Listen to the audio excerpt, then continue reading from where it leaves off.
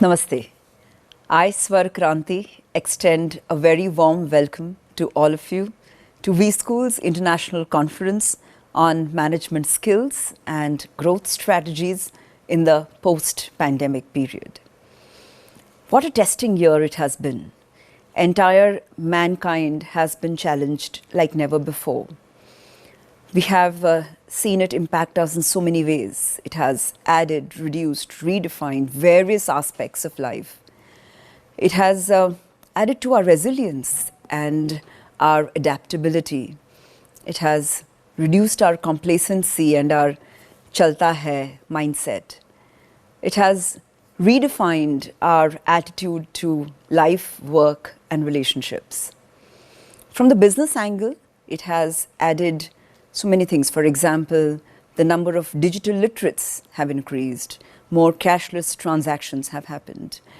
We've seen the rise of homegrown entrepreneurs and an impetus to health, wellness, food, and new means of recreation.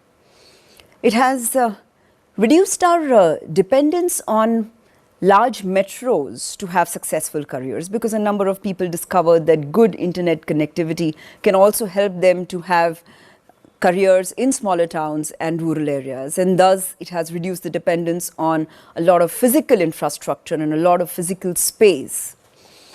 It has redefined what's necessary and what's not. It has redefined the way we save and invest.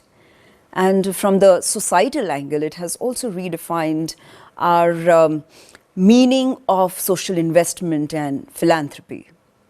So on that note, we'd like to welcome all of you and kickstart this conference on management skills and growth strategies in the post-pandemic period. Welcome you all once again. Let us inaugurate this conference by lighting the lamp, this time a virtual one.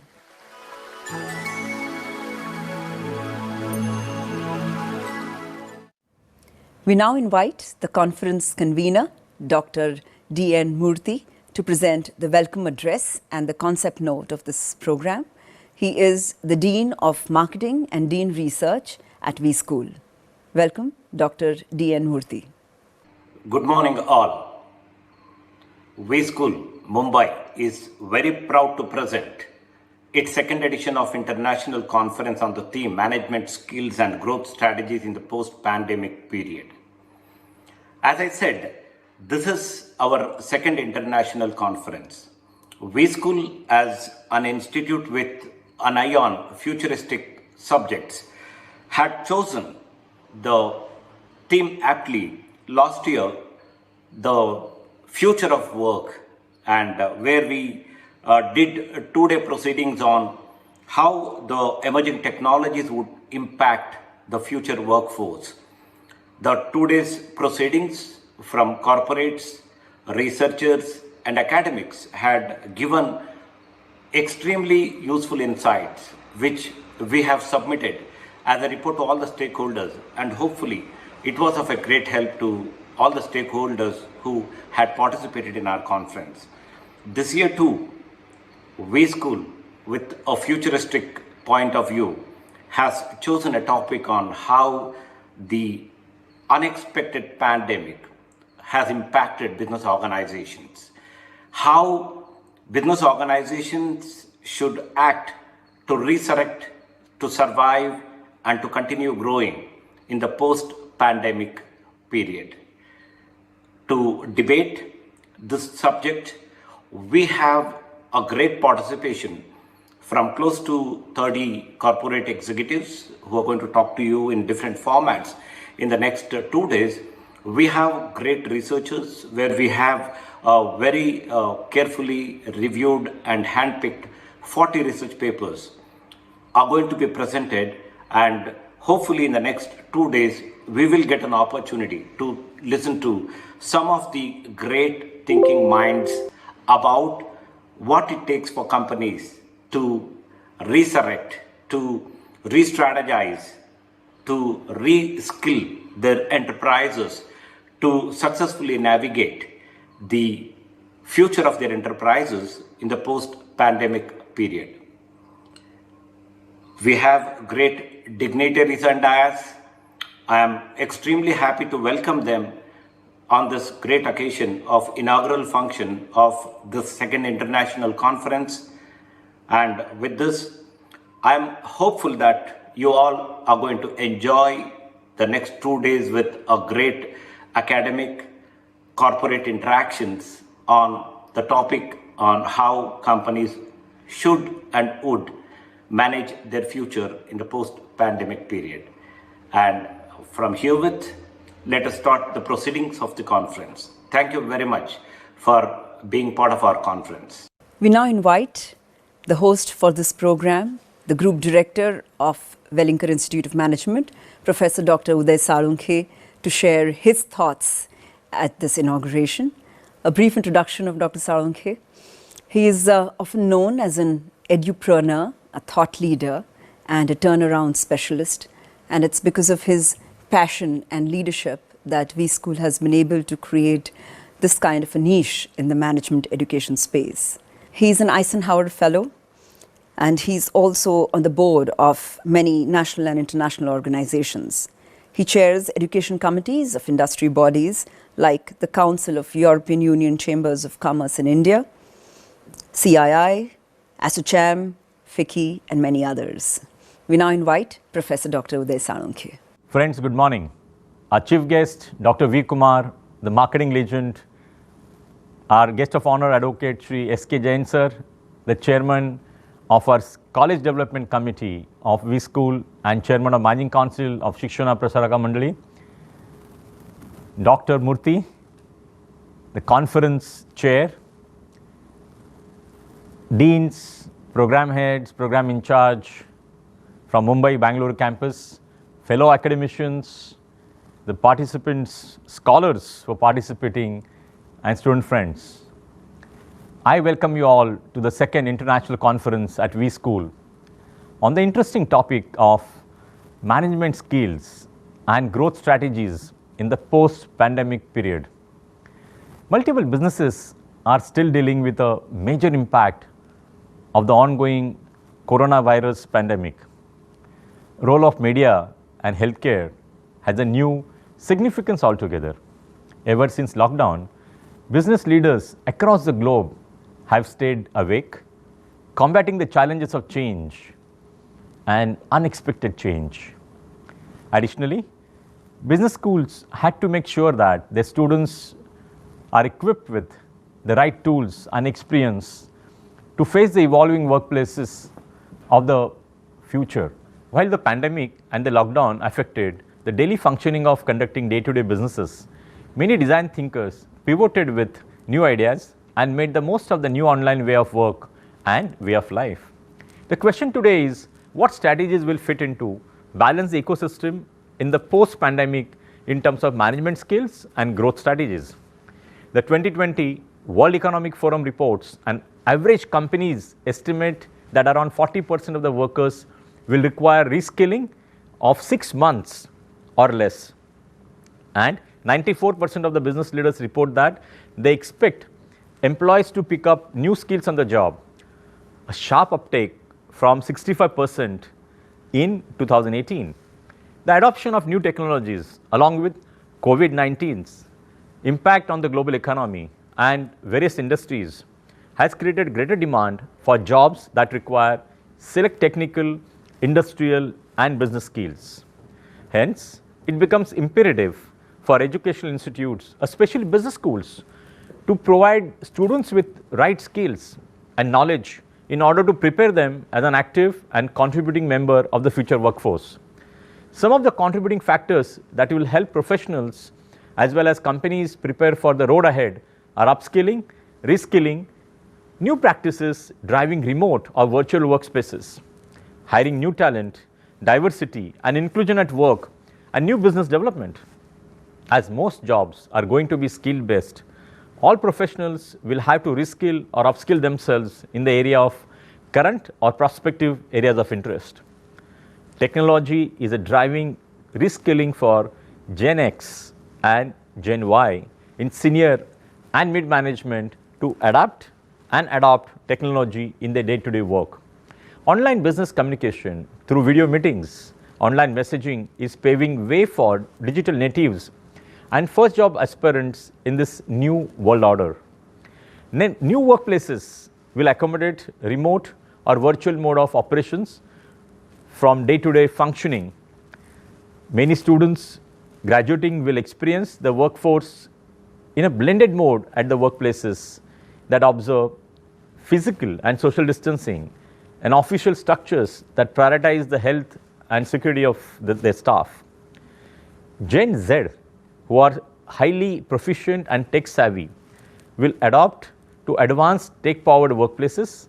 These workspaces will also hold greater prospects for the candidates and will enable them to showcase their skills and talent. It will offer them a better scope to present ideas and experiment with multimedia.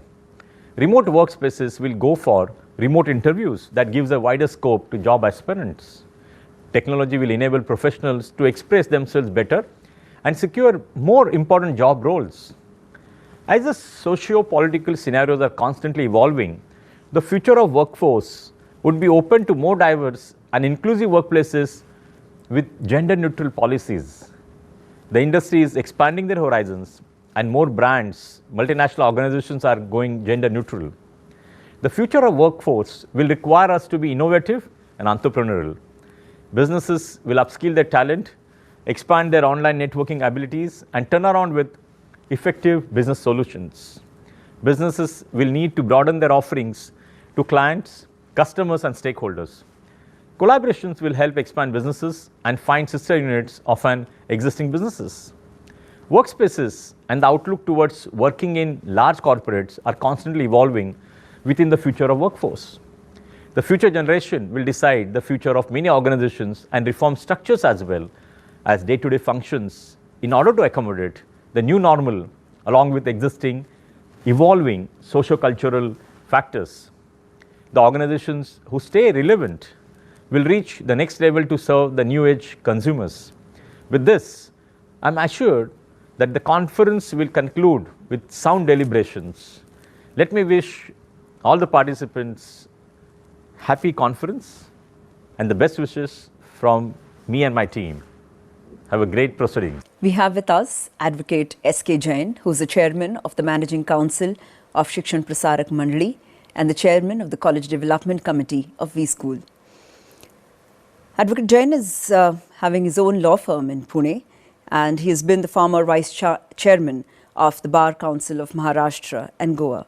He's on the board of a number of educational trusts like the Khadki Education Society since 1979, where he is the president, Pune Adhivakta Parishad, Niramai Trust, Dr. Hedgewar Sports Academy. He's also the chairman of the governing council of the TJ College of Arts, Science and Commerce, Khadki, and the chairman of the advisory committee of Apang Kalyankari Sanstha, Vanvai. He's been an independent non-executive director at Century Textiles and Industries Limited since 2014, and he's also the director of the Jain International Trade Organization. We invite Advocate S.K. Jain. Very good morning. Professor V. Kumar, Marketing Legend, Group Director of V School, Professor Dr. Uday Salonke, Faculty Student of Mumbai and Bangalore campus. I welcome all of you on this second conference of Management Skills and Growth Strategy in the post-pandemic period. In fact, there is a vast change in the normal functions in India and the world at large.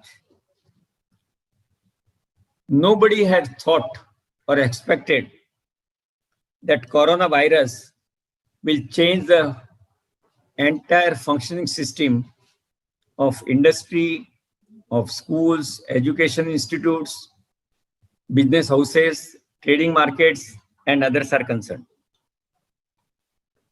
But one thing I must say that we should be proud of our beloved Prime Minister PM Narendra Modi, that because of his timely actions, India and citizens of India, resident of India or people of India have saved from the effect of corona.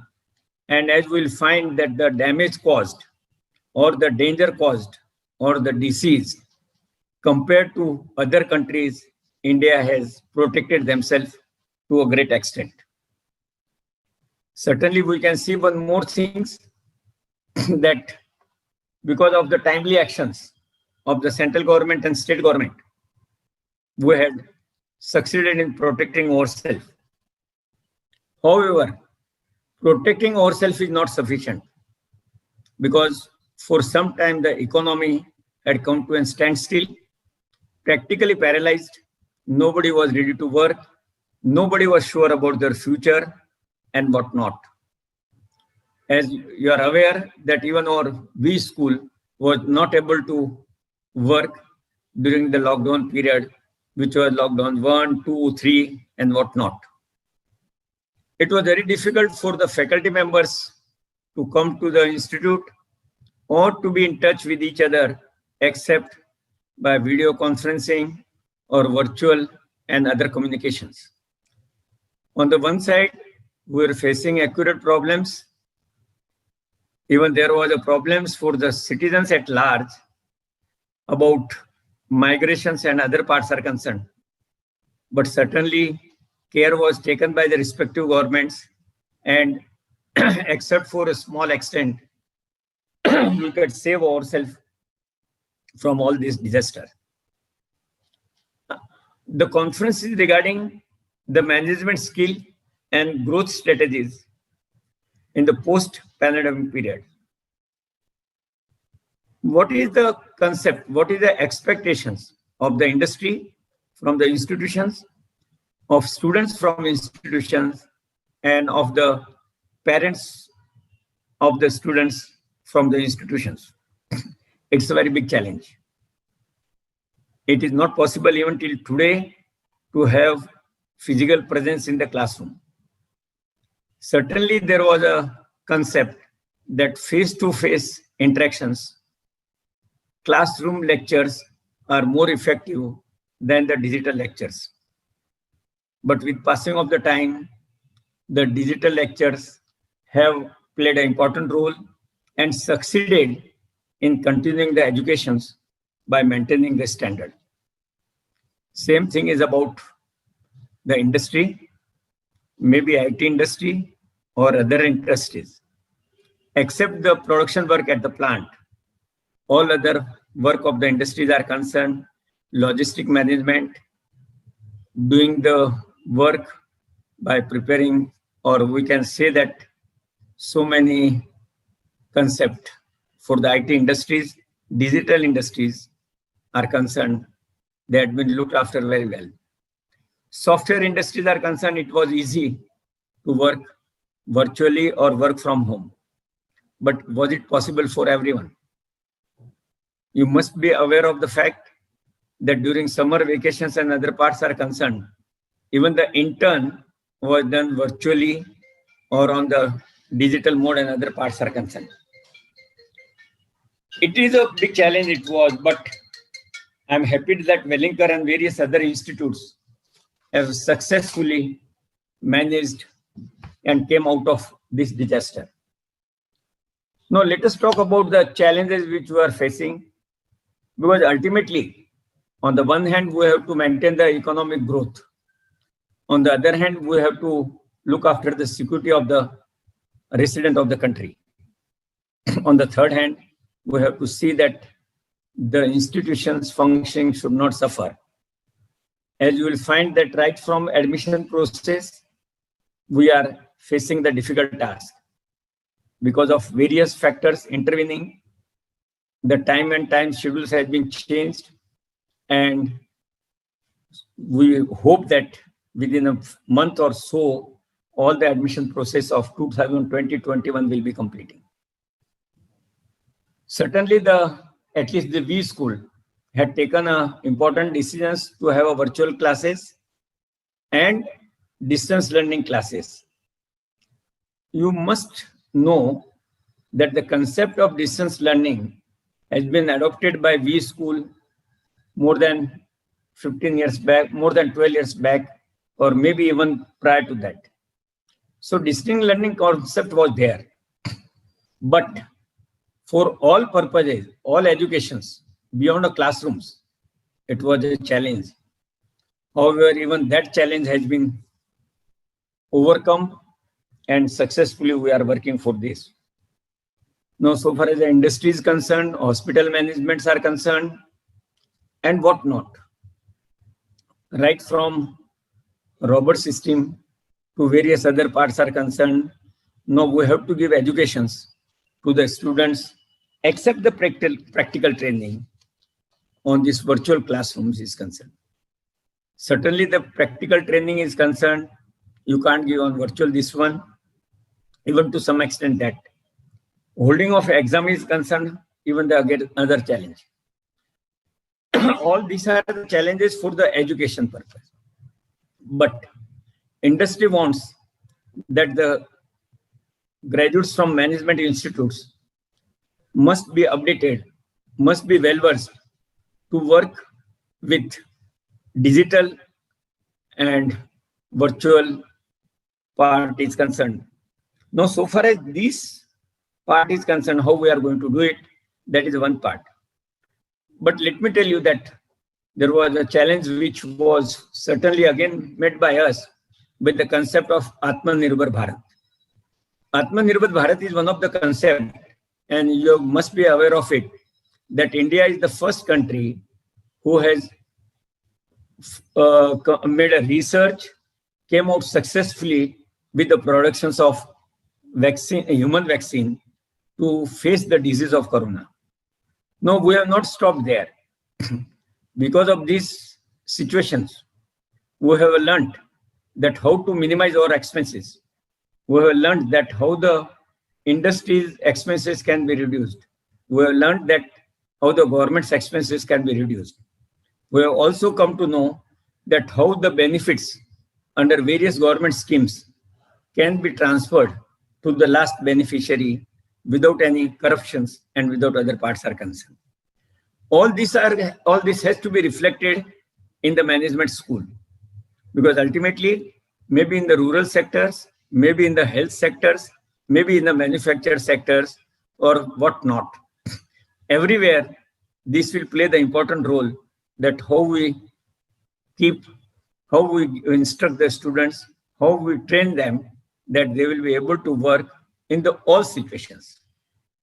As we have seen that because of this digital and other aspects are concerned, world become very small. Students sitting in Mumbai can attend the classrooms of the Oxford, MIT, and whatnot all over in this universities all over world. How all these things has happened? How these things? Because ultimately we look after the superficial part, that I am just addressing you on digital or virtual part. But the mechanism of functioning of the virtual part is concerned.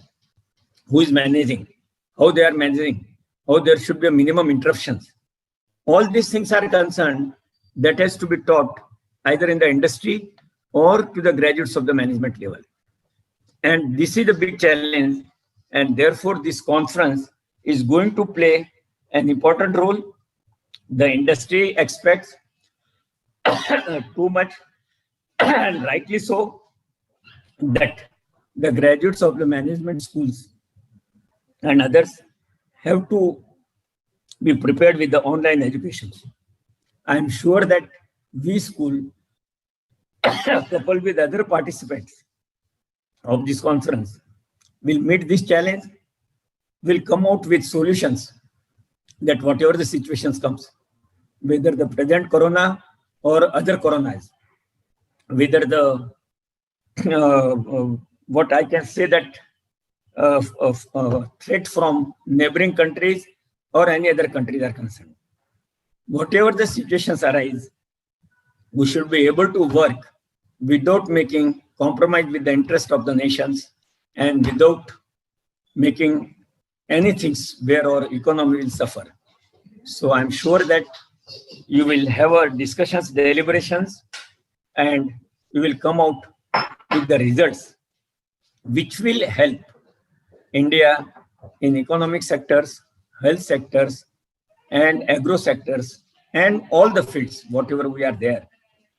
V School has a very good track record. We are happy. I'm happy that participants of this conference are also going to be benefited with the address of Dr. V. Kumar, who is a marketing legend at the international level. They will be also benefited with the address and instructions time to time given by our group director, Dr. Uday Salunke, and other faculty members. The faculty members of the V schools are always keen to adopt new technology. They are always keen to adopt and teach a new technology and face the challenges from the global changes. All these things are concerned going to help the students, industry, and at last Indian society and country as such. I am sure that the conference will be a great success, and my best wishes to the participant and V School team. Thank you.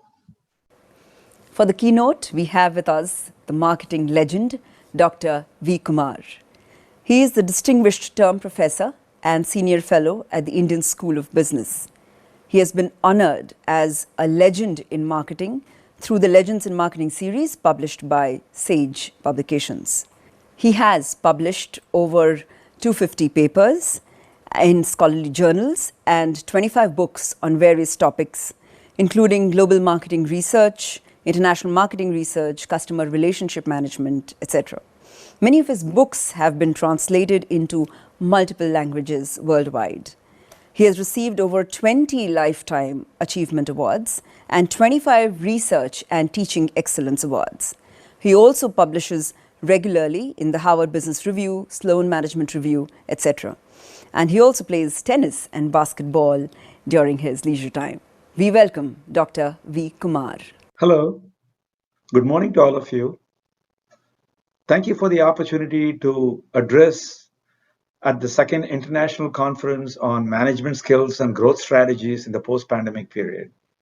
I want to personally thank Dr. Uday Salunke and Dr. Murthy for giving me the opportunity to give a keynote speech at this important conference at this important time.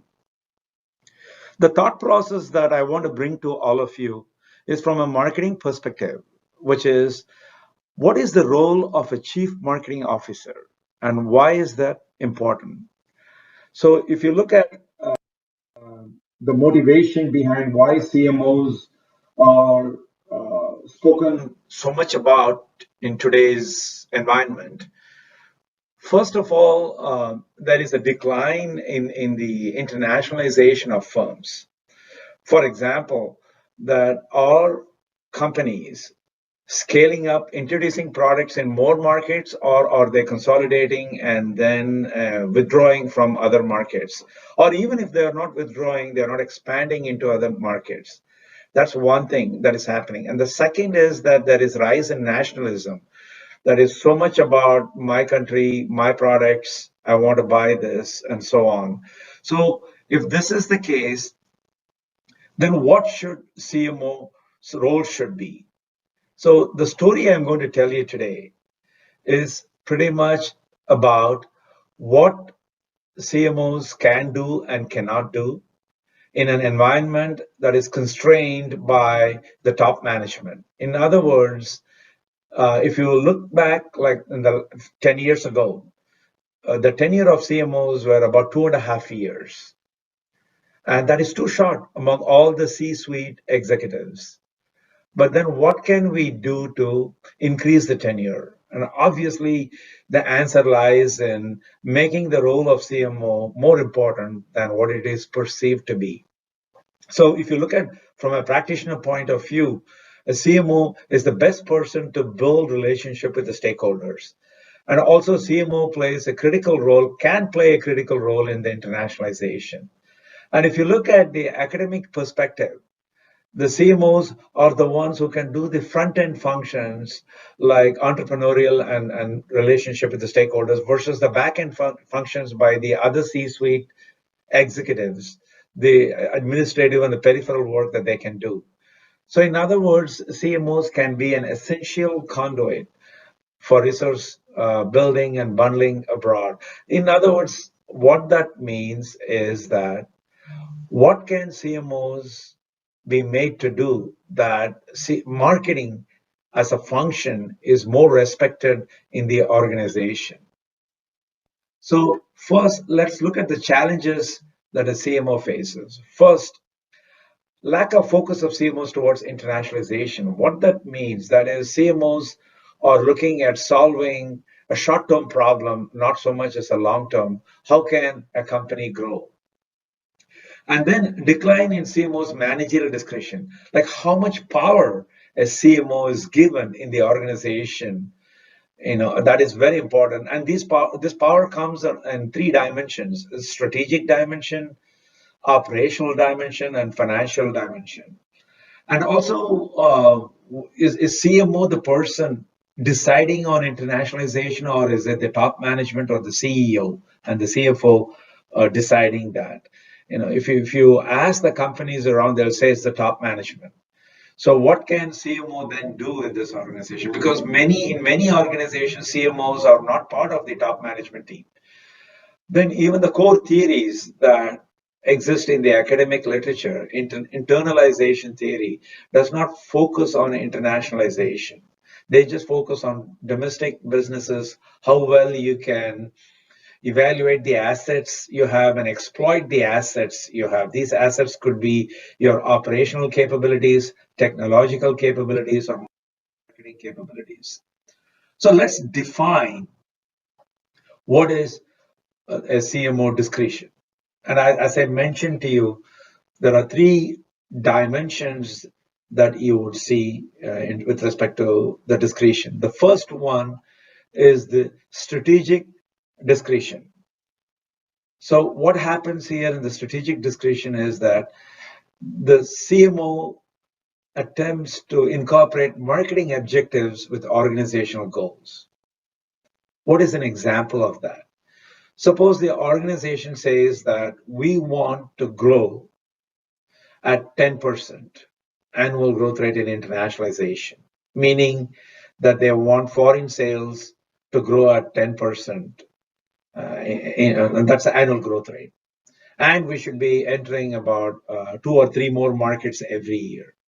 So what can marketing CMOs do? So CMOs have to integrate that or incorporate that into their marketing objectives as they execute, that which markets that I will go into and how many markets, which markets, in what order, and what is the expected sales from these markets. So that is what the strategic discretion. So if the organization just says, I want to grow at this, then the CMO should have the power to make it happen through his or her own means in selecting which markets and what pace of growth and so on.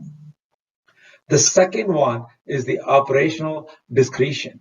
Here it deals with the decision-making latitude in selecting activities and implementation methods to achieve specific marketing objectives.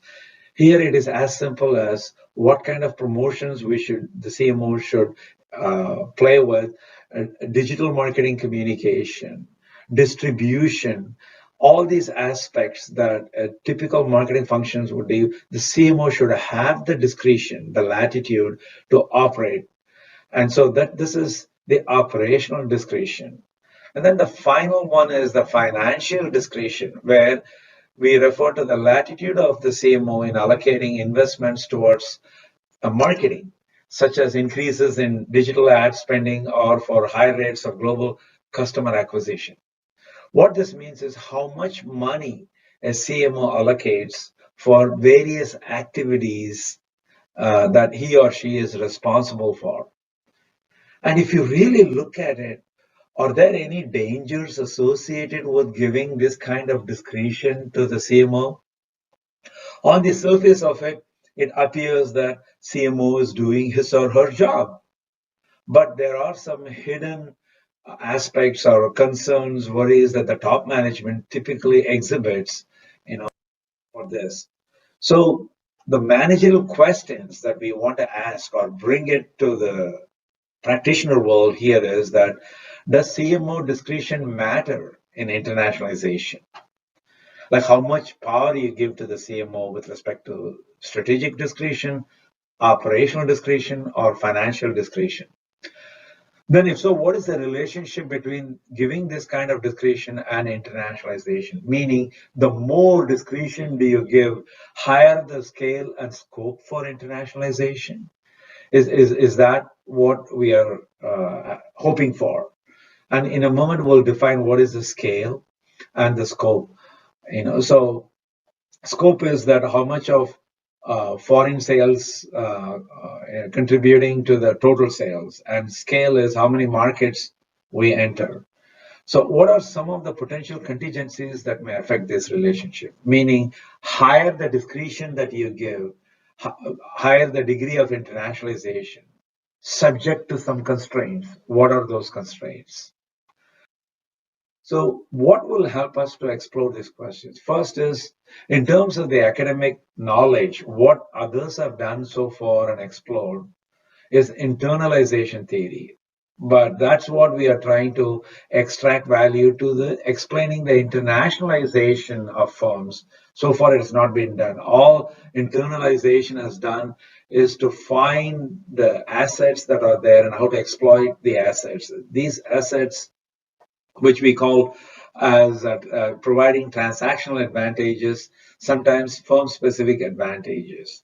So in more concrete terms, they have the best employees, best operational capabilities, or you have the best brand in the marketplace. Now, how do you exploit these assets? And some of these assets can be construed as non-location bound, which can be exploited beyond the home country.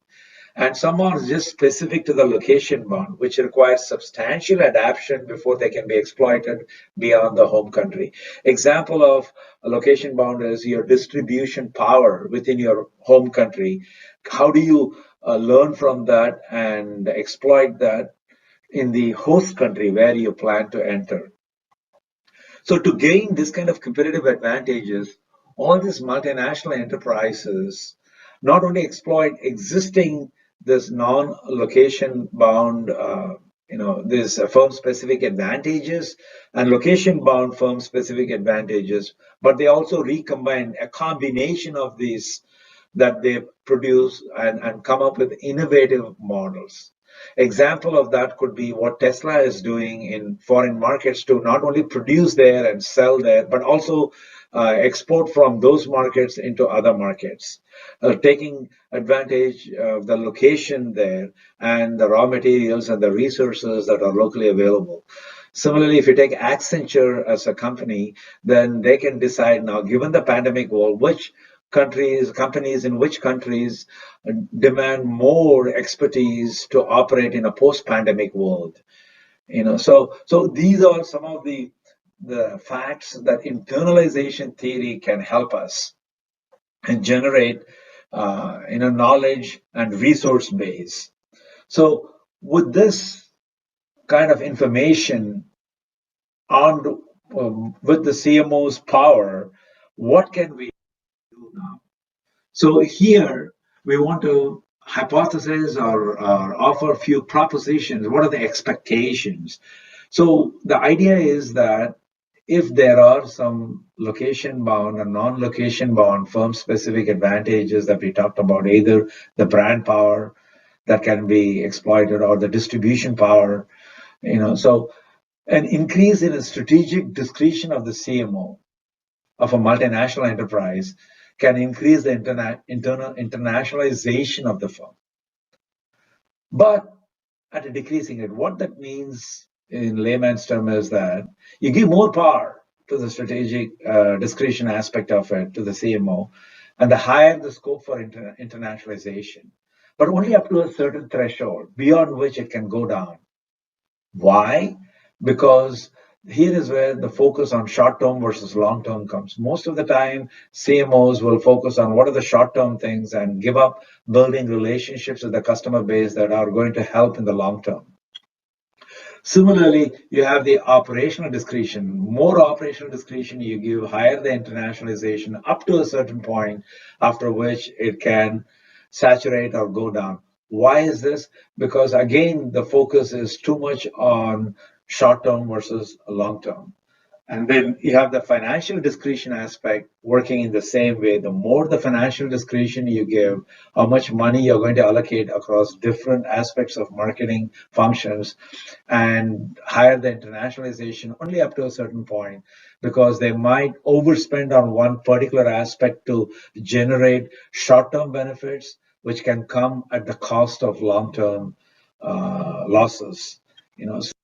So let's look at what are then the contingency factors that can help or mitigate any negative effects of giving more power to the CMOs with the objective of internationalizing the firm.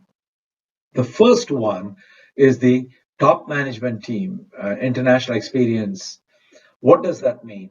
That is, if the top management team, the CEOs and the CFOs and the CIOs, they have broad international experience, that really helps in giving more power to CMO, because the more CMO strategic discretion focuses on entering more markets and generating higher percentage of foreign sales, the top management team can really evaluate the various strategies put forth by the CMO, because they themselves have knowledge, so they can help accelerate or enhance the effectiveness of the strategic discretion. And similarly, it also helps with operational discretion as well as the financial discretion. Now, let's go to the CMO equity. What is the role that the CMO's compensation or equity plays? Look at this. The more, say, financial leverage you give to the CMO, what is going to happen?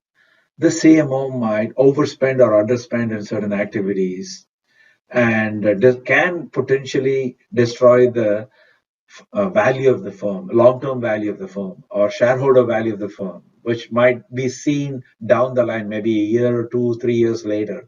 Because as we repeatedly mentioned, these CMOs can focus only on short-term benefits.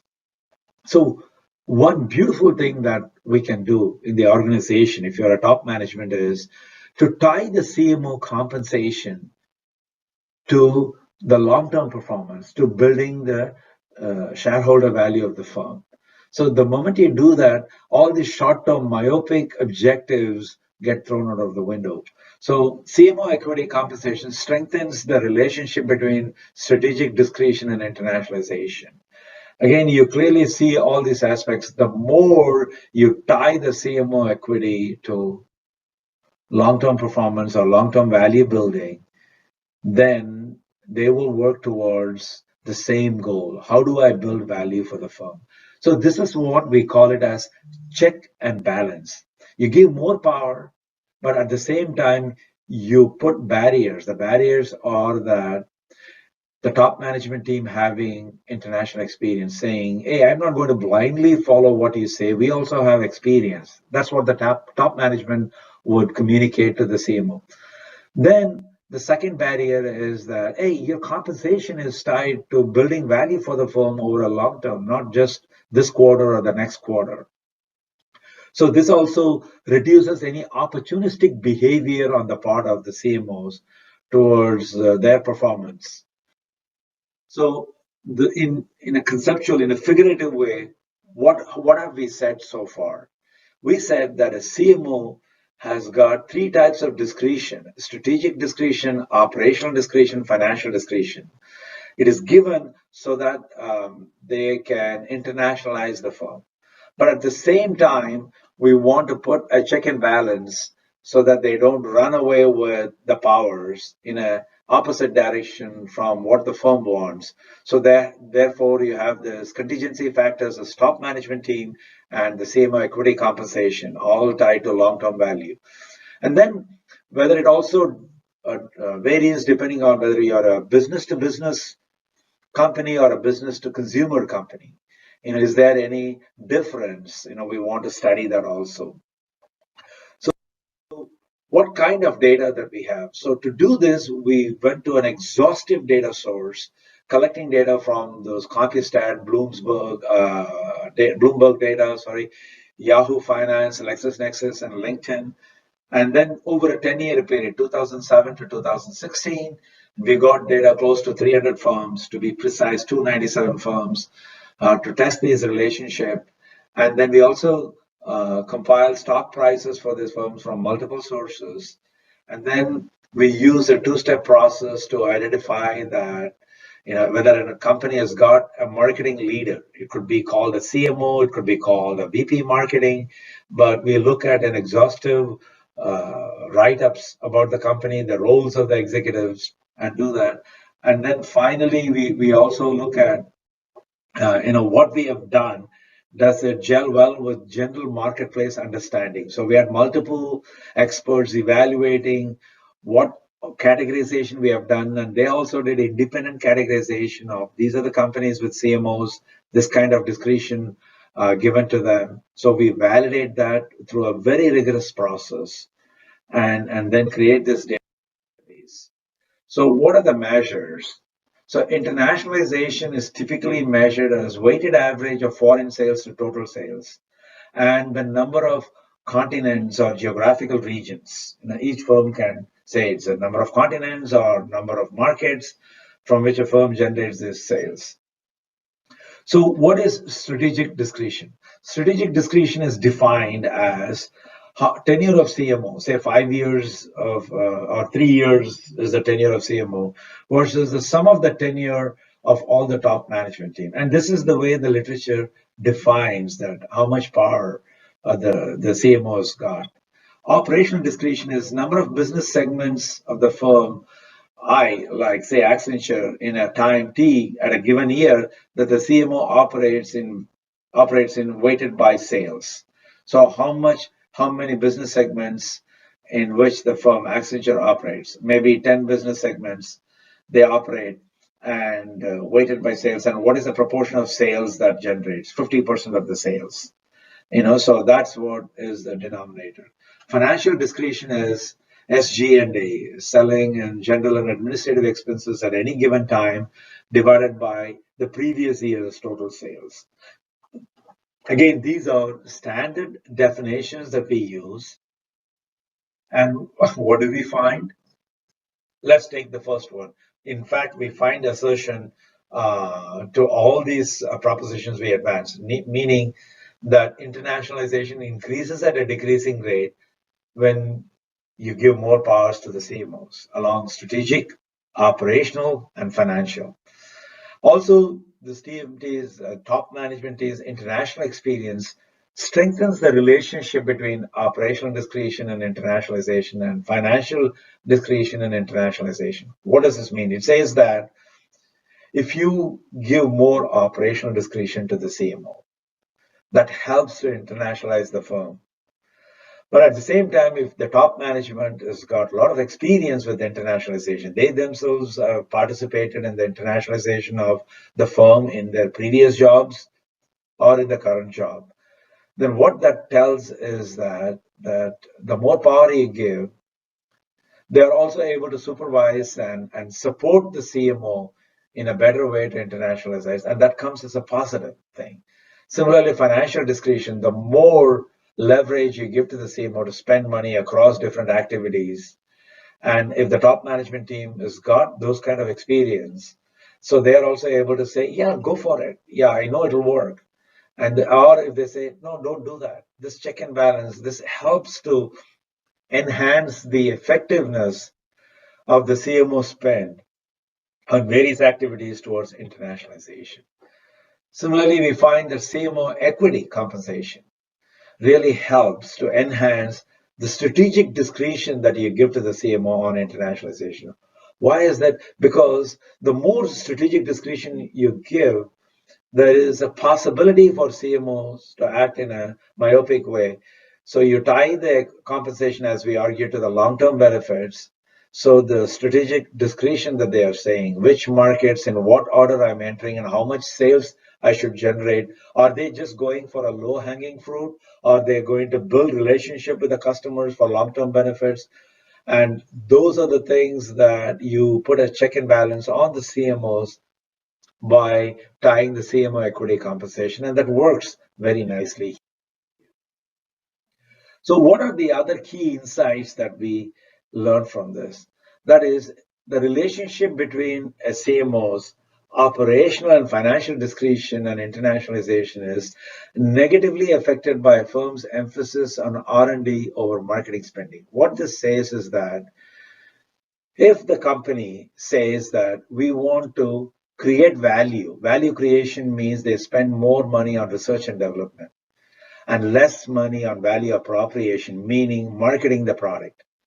If that is what is the company's focus, like pharmaceutical companies typically spend more money on value creation. Let's create the product, like spend so much money on R&D, and then let the product speak for itself. Maybe that works in pharmaceutical, but in consumer products, you need to market the benefits of these products. So what this says is that the more operational and financial discretion you give to CMO, and if the company says our focus is developing new products, R&D, then it works negatively. Towards the more power you give, it works negatively. And so we don't want to do that. So we want to see that how do we recognize? We recognize this. So if the company is emphasizing R&D, then maybe too much power in operational financial discretion is not good. Similarly, there is a differential effect of product versus service in the relationship between CMO discretion and internationalization, meaning that if it is service, you get better effect between CMO discretion and internationalization. We also find that the relationship between financial discretion and internationalization is greater for B2B firms than B2C firms. So what is this saying? That this says that the more financial discretion you give and how much to allocate across different activities, that works better when you're working in a business to business firm. Maybe because you know exactly who your clients are and you know how they function, so that you say that if I create some kind of a digital platform for my B2B clients to correspond with me and give me feedback so that on how to improve my products and services, that I'm able to deliver to them. And or if they say that, I want this kind of product warranty that you provide because this machine fails when I use at this space. So this kind of feedback really helps. And therefore, in B2B firms, if that is what the situation is, the CMO is able to allocate more resources for certain operational activities towards fulfilling the client's needs and desires. So therefore, B2B works. In the B2C case, also it works, but not to that extent, this financial discretion.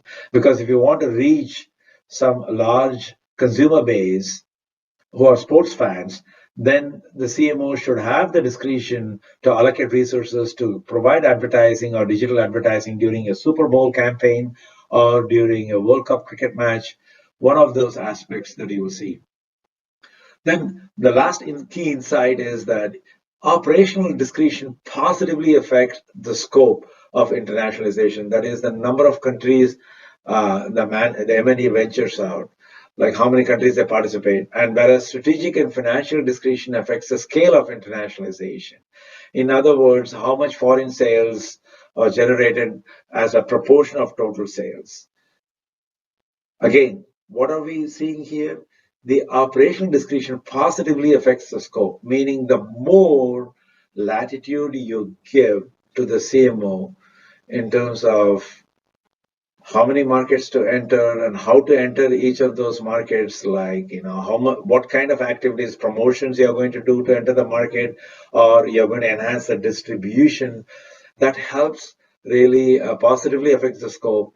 Whereas strategic, in terms of that, whereas the more power you give on strategic and financial dimensions to the CMO, that helps to generate higher percentage of sales from foreign markets. So one helps, operational discretion helps to increase the number of markets you operate in, The strategic and financial discretion helps to generate higher percentage of sales. So in other words, you need both. All these three types of discretion, scale and scope, both are important. So which is more important? So this is a question that is asked frequently. If I have to give differential powers, which one should be more and which one should be less? Let's look at the effectiveness.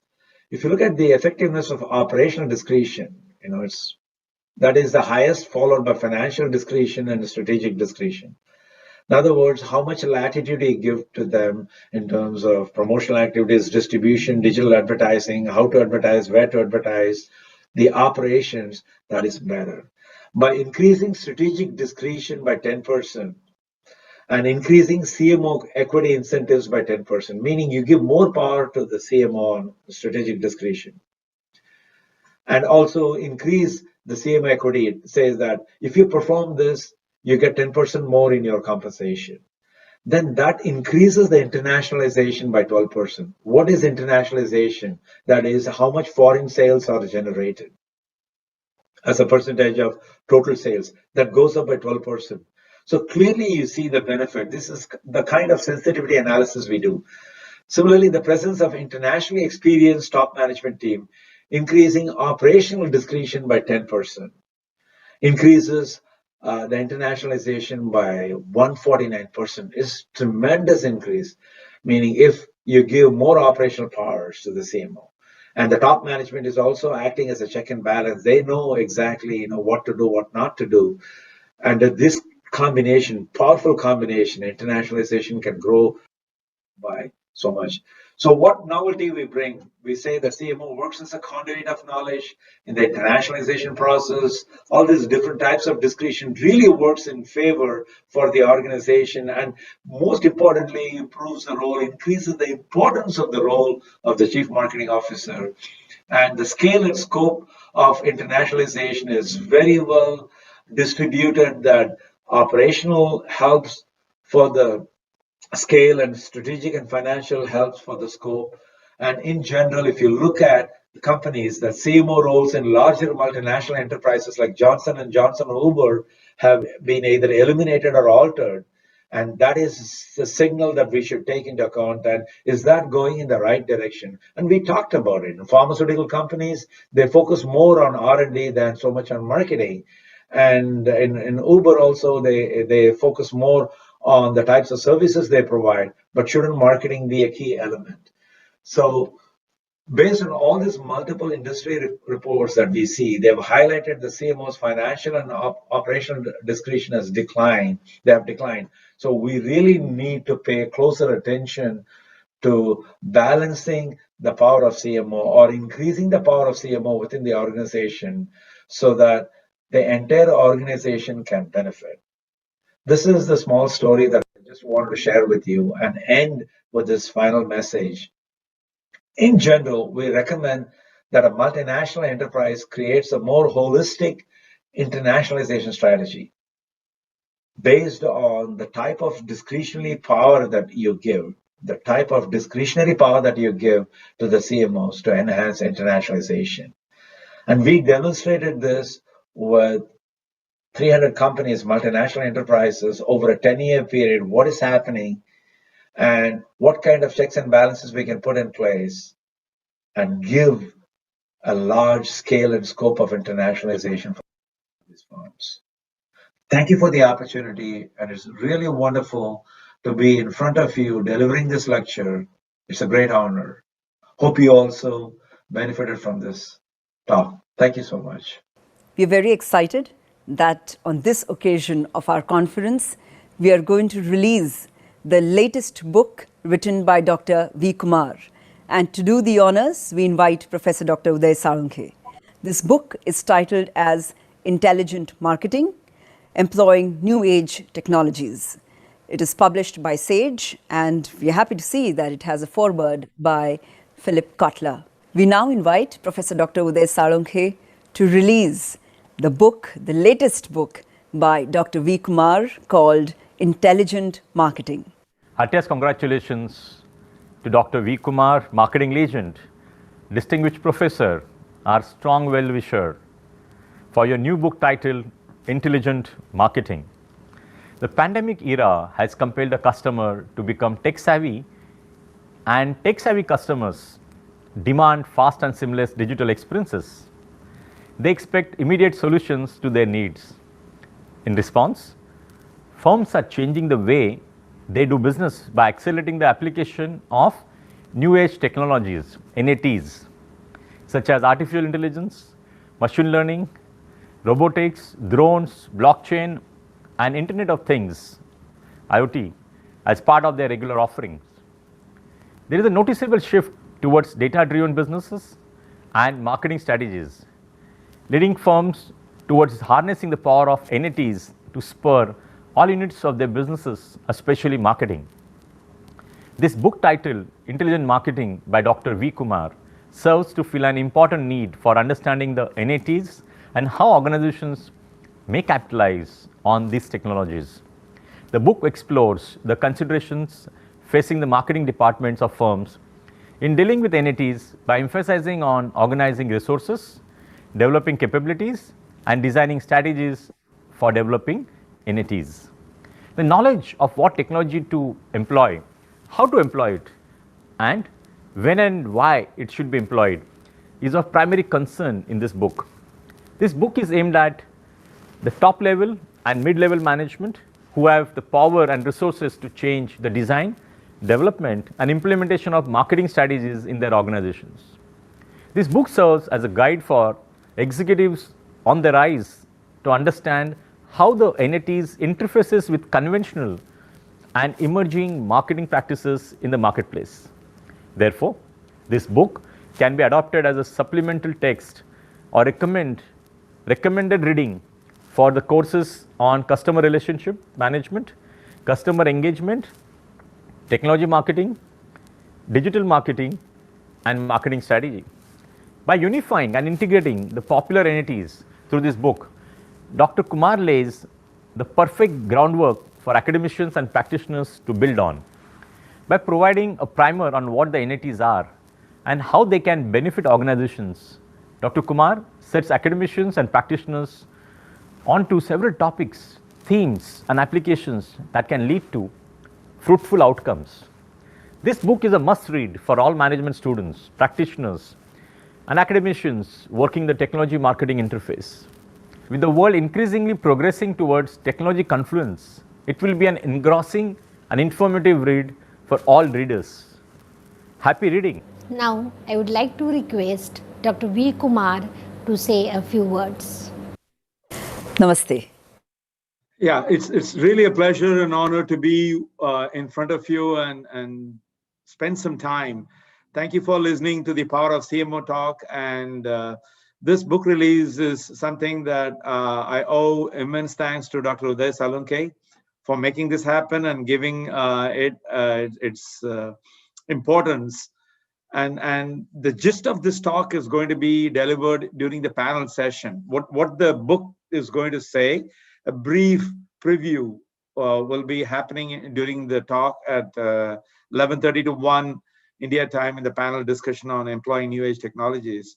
But most importantly, the motivation for writing this book came from the fact that as I traveled to different places, different companies all over the world, I found that there are differences in the way artificial intelligence or robotics or drones were used in marketing across different countries and across different industries and applications. So that intrigued me, and then I said, why don't I focus on the differences? Why in some places it's working fine, and why in other places there are difficulties. So I try to capture that through a framework and then put it together. So in this process, your associate dean, Bharat Rajan, was of immense help in helping me write this book. So I owe special thanks to him.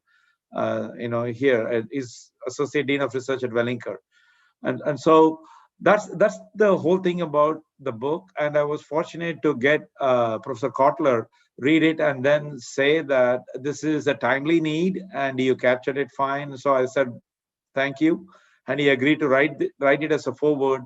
and that was a big blessing. And finally, we had about 6 of my well-wishers, the professors whose classes I took and grew up. They were willing to write up the praises for this book. So there also I was fortunate to get them to say a few things about the book. The book is an easy read. And as Dr. Uday Salunke mentioned, it is capturing the role of these new age technologies in marketing specifically. That's the focus, in marketing, because it can be used for so many other purposes. But how in marketing we can exploit the use of these technologies is simply the lesson or the learnings that we offer in this book. So thank you for giving me a platform to talk a few things about this book, and hope you enjoy reading it. It's just getting released today. And we have people from Sage Publications also tuned into this book release from Delhi and other places. So we hope you'll all enjoy this reading. Thank you so much.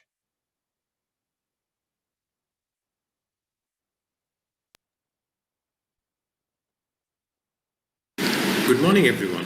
The vSchool family is thrilled to host all the speakers and participants of the second International Conference on Management Skills and Growth Strategies in the Post-Pandemic Period at the Wellington Institute of Management. Over the next 2 days, we are fortunate to host and interact with some of the eminent individuals from academia and industry.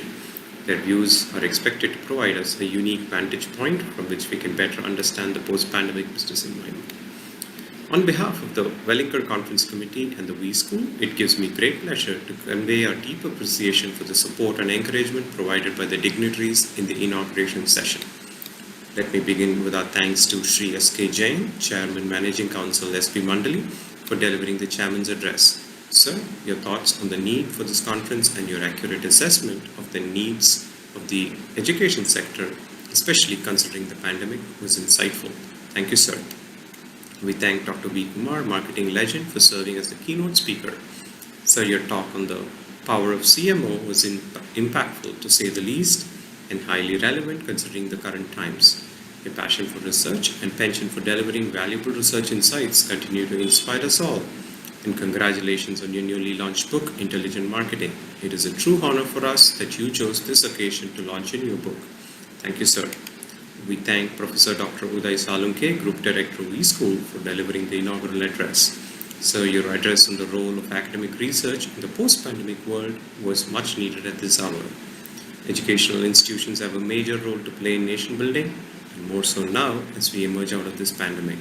Further, your keen insight in promoting managerially relevant academic research is inspiring and energizing. Additionally, your conviction and keen foresight continue to lead us forward on all fronts. Thank you, sir. I now request you to join us for the panel discussion on the role of new age technology in the post-pandemic business, to be commenced shortly. Thank you.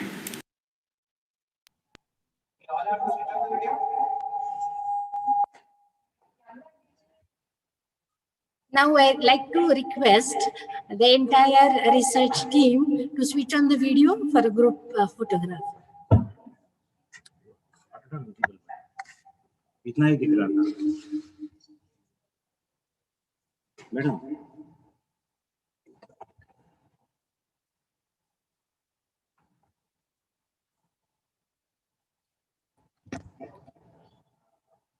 I request the entire team to switch on the videos for the group photo.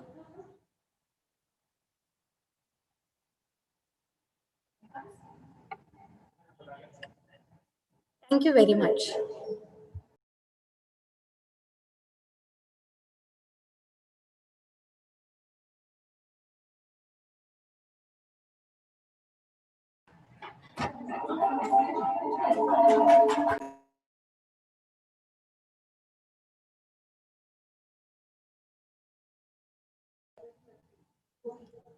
Request all the participants to join us at 11:30 for the first panel discussion.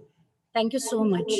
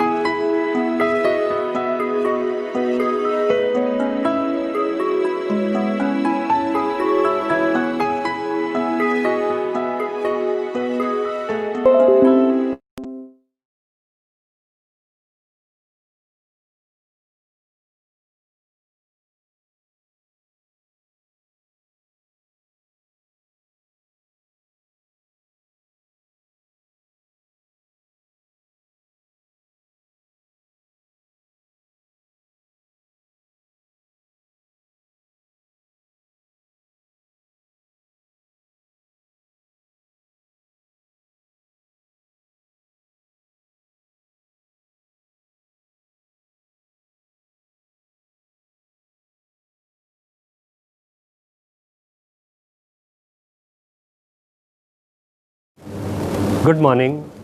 Welcome to the first panel discussion of the two-day International Conference on Management Skills and Growth Strategies in the post-pandemic period. This panel is specifically curated from the standpoint of new age technologies in the post-pandemic business. As you all aware, and I think we've all experienced in the last 7 to 8 months since the lockdown began in March, when the lockdown was announced, I think all of us were taken in by surprise, and we all started grappling with our work as well as the responsibilities at home. The whole concept of work-life balance is something which was initially discussed. We spoke about not having to travel to office, and we could now work from home and things like that, which soon changed into a complaint that, oh my God, there's no office timings. Throughout the day, I seem to be working and things like that. Or maybe there were limitations that we faced that we could not actually get to know our own productivity, we could not control it, or we could not deliver results as well as possible. We could not coordinate well, we could not monitor well, we could not share data appropriately with people and things like that. All because maybe some of these companies who were taken by surprise were not quite equipped to take care of all these possibilities. Today, there's a lot of effort, and the CIOs of the world, the technology folks of the world have worked over the last 6-7 months to evolve their solutions. Many solutions did exist, but they needed to be fine-tuned to the new reality of what we call now as the new normal, as work from home. So cloud, for example, is one of the technology which has really taken off, and the whole gamut of video conferencing, as we've seen. vSchool itself, for example, we saw within 3 days of the lockdown announcement, we switched over to online classes. Then we were grappling towards improving our so-called interactivity in the class and things like that. So there's always a phase of excitement, and then there's a phase of disillusionment, and then you're trying to mature the technology as well as the user's own experience of using these technologies. And I think today we are fairly competent in delivering online sessions and things like that. But there's a long way to go as yet. And I can believe that all industries and all sectors are struggling to reach that stage of maturity where they can, in the long run, provide, if not a fully online and fully remote based business, at least they can manage to do some sort of a mixed sort of a reality, if you call it that, in terms of conducting their business. So it's like a hybrid model where I would have maybe certain places where I can visit and attend office, not having to go to my own office necessarily, but maybe a shared space somewhere and still stay connected, just so that I get an office environment to work with, and minus the disturbance at home and things like that. At the same time, I am still fully involved in my office work and deliver what needs to be done. Towards that, I think you look at each area, say finance, the whole gamut of digital payments and fintech has really taken off so well in the last few months particularly. You look at home automation in a big way. You're looking at smart homes because you need all of those devices to make things work for you. The e-commerce business has boomed, as you saw, and there's a lot of technology involved there. But new experience is what people really want, and you've traditionally not wanted to buy everything on e-commerce, but today you're forced to do it in the new normal. The question is, can the e-commerce business really leverage new age technology to a level where there is, virtual becomes the real new real, so to speak. And then of course the challenging areas of manufacturing, for instance, in the operations, and I think robotics has always been there for many years. However, robotics to an extent where you completely have a remote factory running, which of course in some countries it's been done, and even in India quite a few factories are fairly sophisticated. But the question is, how can you really percolate it down to the thousands of SMEs that run? Also ask a question, is it really relevant in the Indian context, because sheer occupation and job opportunities and the loss of it in the manufacturing sector, how would we deal with at a policy level that we've been grappling with And a number of companies have yet not solved all of this, but they are confident of solving it as they go ahead, thanks to the power of new technology. And these are largely tech companies themselves. So the big tech companies in India have already announced that almost 90% of the workforce will work from home and things like that. And many others are getting inspired by that, be it the banks, the tech savvy companies and things like that, who might eventually have a mixed mode operation thanks to new age technology. But let me not discuss all the answers. We have a real expert panel here, and they will be sharing their experiences both from the business side of it and the technology side of it and the business justification for all these investments that you make in terms of technology. So let me quickly run you through the list of panelists that we have, that we've been grappling with our work at home as well as the office work on a remote basis into this specific topic. Let me welcome the panel once again, and I must mention that our panel consists of real luminaries in their fields. To begin with, we have Dr. V. Kumar, who's a marketing legend, and some of us who were there in the morning session, in the inaugural session, we saw his book launch, and we're really proud to have, as V School, to be associated with Dr. V. Kumar for such a long time. We have Shanta Maheshwari, who is the MD Industry and Functions at Accenture, and I think in her profile that I saw, I think there's one interesting fact which is dear to me, because I also lead the Mumbai chapter of the IIBA, and Shanta Maheshwari is on the global board of IIBA, and I had the opportunity to listen to her in one of the annual conferences of IIBA in Bangalore. We have Swami Swaminathan, who is Senior Vice President Global Marketing, Robert Bosch, and also the MD of the Robert Bosch EB at Germany.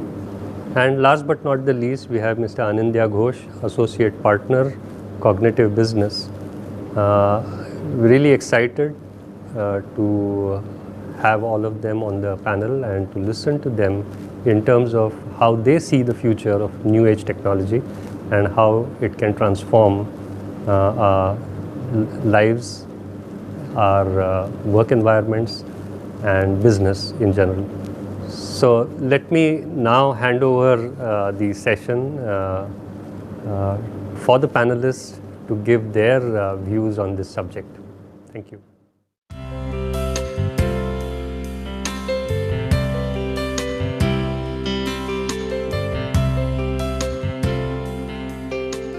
Hello, good day to all of you. It's a big honor to be with this panel of distinguished people. The focus of this panel is about the use of new age technologies in the business world. And my specific discussion is going to be with respect to marketing, how marketing can benefit from this new age technologies. Again, thanks to Dr. Uday Salunke and Dr. Murthy for giving me the opportunity to be in this panel of the second international conference on management skills and growth strategies in the post-pandemic period. If you look at the influence of new age technologies, we have 6 major ones like IoT, artificial intelligence, machine learning, robotics, drones, and blockchain. And based on the input from managerial interviews, some of these new age technologies have an orientation that grants the firm unique advantages and capabilities. So what does that mean? All this says is that we went to the marketplace in multiple countries and asked managers, how is this going to change your business, your life, your function, these 6 new age technologies? And I compiled all of this information and put it in the book that was just released today, Intelligent Marketing Employing New Age Technologies. So, and these technologies have unique needs and uses. For example, if you take Internet of Things, we are focusing, companies say they focus on functional and utilitarian efficiency. If you look at AI, automation and learning, machine learning is learning and integration, and blockchain is process economies, and you have robotics consistency and efficiency, and you have drones, which is delivery and efficiency. So if you look at some of the examples of this influence of new age technologies in IoT application, Evo for evolution, Evo Health app, if you can download in either Android or iOS operating system, you would see that it connects, it's a wellness app that connects smartphones and wearable devices and captures data on multiple things, your sleep pattern, your heart rate, your activities, exercises, and delivers customized wellness programs. It tells you pretty much that if you want to lose so much weight, you need to do this, and it monitors, and then it sends you triggers, motivating messages. You have PetNet, which is the customers. This app can control the smart feeder via smartphone to monitor food consumption. And then it orders, like whenever it's going to be depleted, it sends a signal to reorder and deliver to the home. And you have a Hamburg Port Authority install more than 300 roadway sensors to monitor traffic in the port area to track wear and tear on the bridges. If you look at AI applications, that was for IoT. If you look at AI applications, you have the Palo Alto Networks is integrating, artificial intelligence into cyber detection software so that any data breach that occurs can be immediately alerted to. Affectiva is a great one. It's an AI platform that measures emotions by sensing facial expressions as well as human speeches that is offered, like how much emotion is there. And it's a very nice artificial intelligence program. And then Babylon Health is something that we are all proud of in terms of the AI use as well as the video presentation of our health condition to be able to get diagnosed properly as to what is going on with our health and how we can fix any problems that we have.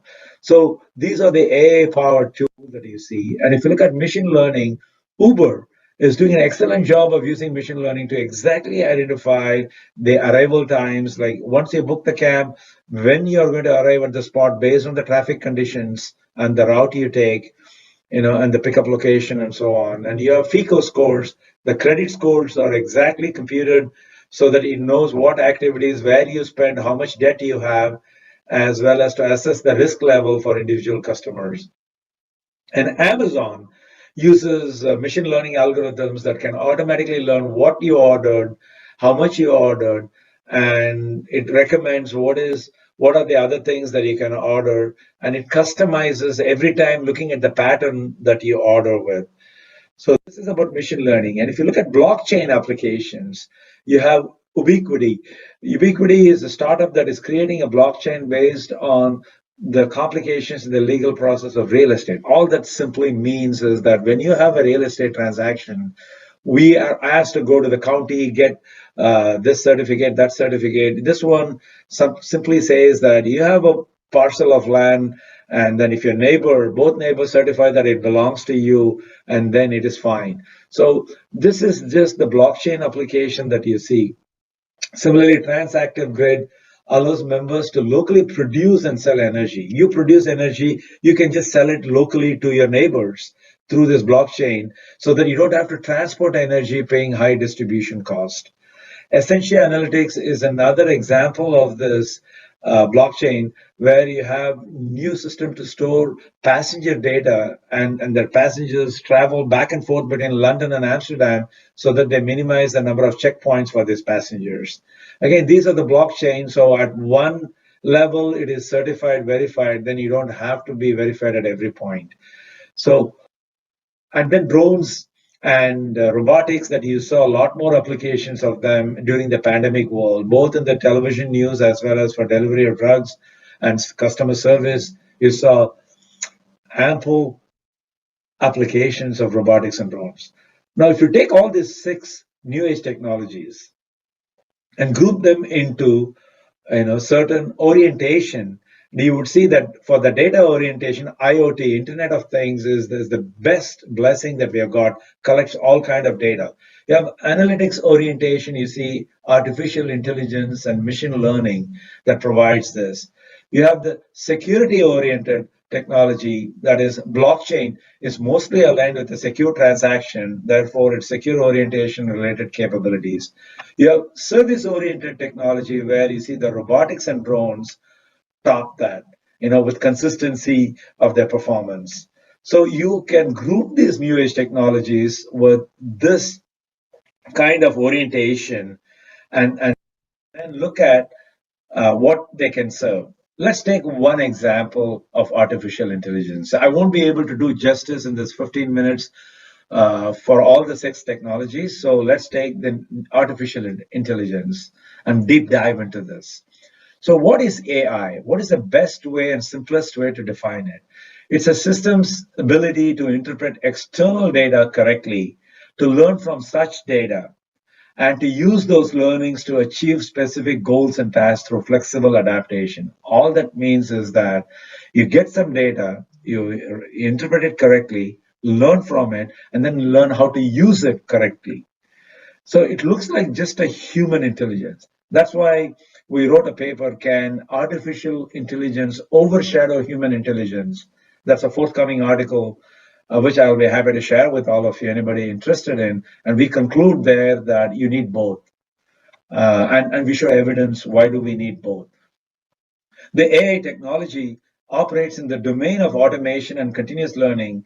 So therefore, it's completely powered by this analytics and decision making, and it constantly learns and then perfects on it. And it implies that this artificial intelligence can actually collect, store, and manage and retrieve this information at the right time when you need. And so, and the value proposition that you want to offer to your customer base can be effectively done with this. So let's look at who is doing this kind of thing, uses of artificial intelligence. You have this in the context of curation. You have Nest. The way you set the temperatures day, at the morning, at the evening, or when you travel, it understands and it automatically, even if you forget, it automatically converts the Nest into an artificial intelligence mimicking the human brain. Alexa, you just keep ordering, say, pizza from a place, and then you say, I want this vegetarian pizza. It learns from you 5 times, and the next time you say, Alexa, please order pizza, it'll ask you the usual yes, it'll place the order for you, everything done. So this is the kind of personal and business use that you see. So how about using artificial intelligence for personalized engagement marketing? So what does that mean? The curation is the big word here. It refers to the automatic mission-driven selection of products, prices, website content, and advertising messages that fit with an individual customer preferences. All that says is that I know what you like. So based on what you have ordered in the past, how you have behaved, so therefore I am able to offer this to you. How is it possible? Artificial intelligence uses this data on firm customer transactions, customers' consumption, pattern of offerings, as well as the communication pattern about firm offerings to customers to predict the type, timing, and purchase of those preferred firm offerings. So just nothing but a database of information, but beyond that, in terms of understanding that when do you order what of those. So AI can customize website content also. Suppose you log in with your sign in to the website, like some Shopify or some bot. It'll really customize based on what you typically look for, what you order. And this is fantastic. So if you look at how this works, putting a framework to this. So we had the opportunity, me and Wellinger Associate Dean for Research, Mr. Bharat Rajan, as well as Dr. Raj Venkatesan, and a Google executive, Jim Lisinski.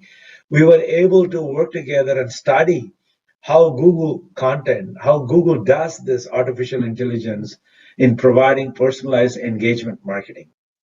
So if you look at the choice criteria and decision making, I apologize for the small font that you see here, but it's a big picture that I want to give and not dwell too much into this, other than making the point that customers make decisions based on some choice criteria, and they organize information in a certain way. If the machine, artificial intelligence, can capture that, and then we create the wave 3, which is curation of information through personalization. And the way the personalization works is that depending on the AI-driven capabilities of marketing, technological and operational, you would see that how this can be applied differentially in the developed economies and emerging economies. For example, let's deep dive into this. In the brand and customer management context, in an AI-driven environment, if you look at the developed economies, artificial intelligence will aid in personalization by creating superior brand experiences for customers because there's too much competition here and dynamically pricing their offerings. So when we travel on the streets, our toll fluctuates based on the demand for the road. If there's too much traffic, then the toll rate goes higher. And then automatic service delivery. When the product is manufactured, immediately it is shipped to the customer. No need for checking anything with the customer. It automatically goes. Creating content-focused advertisements. Contrast that with the developing economies, where the artificial intelligence will aid in personalization with creating brand trust, which is what the most needed thing for a brand. Then offering affordable prices, not like dynamic prices. Then standardizing the service delivery, because you say that typically I want this product done, just ship it by the regular mail. You don't want to expedite any of those because it's again the preferences set by the developing economies by the customers, and creating solution focused advertisement than content focused advertisement for developed economies. Similarly, if you look at for the long run between developed economies, you clearly see here for customer acquisition, the AI helps to create superior brand value, emphasizing brand awareness and trust in the brand. So customers are willing to develop a direct relationship with the brand. In terms of retention, you want this AI to offer recommendations to improve customer retention. That's what the firms heavily rely on. If I go to my customer and provide irrelevant offerings, they're going to get upset with me. So tell me what they have ordered so far and what can be given to them. Customer growth, again, you look at what pace they have been increasing their purchases, how many items they have cross-bought, so what additional products I can sell so that I can grow the customer. But if you look at the developing economies and contrast, you look at the regional brand value, tailor the offerings and communications to the immediate audience by entrenching locally in dominating regional user preferences. You take India, for example. You have over 28 states, and then you clearly see the regional preferences dominating, and there are brands dominating in each region. And so incremental and adaptive human machine interface is able to leverage that preference for regional brands and so on, and deliver to them in the most efficient way through the text messaging or through email communication. Then you also have this profitable customer loyalty, because winning loyalty is considered as sort of easy in developing economies, which is a myth because they always go for value proposition, the price conscious. Quality consciousness is not that prevalent, but for a segment, but price conscious segment is a dominant one, or even if it is not, they look for opportunities. So building a profitable customer loyalty, meaning identify profitable customers and build loyalty with them, and artificial intelligence helps. So if you look at what we have to offer, Internet of Things, AI, all this, I want to conclude by saying that if I can't leave you, I might as well learn to love you, because we are going to be surrounded by these new age technologies, believe it or not, and they are going to tell us one day that I know what you need. And you would argue with them, no, I know what I need, but they will say, no, I know more than what you need. And so you might as well learn to adapt to this system and love them. Thank you very much for this opportunity.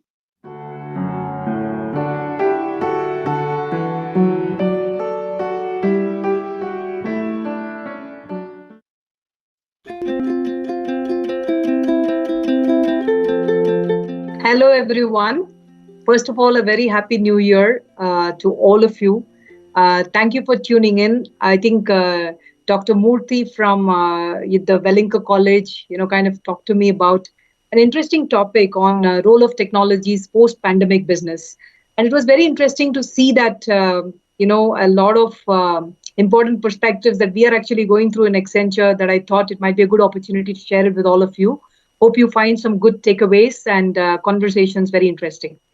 So with that, I hope you all know me. Otherwise, I'm Shanta. I lead the Industry and Functions Network in technology business for us in Accenture.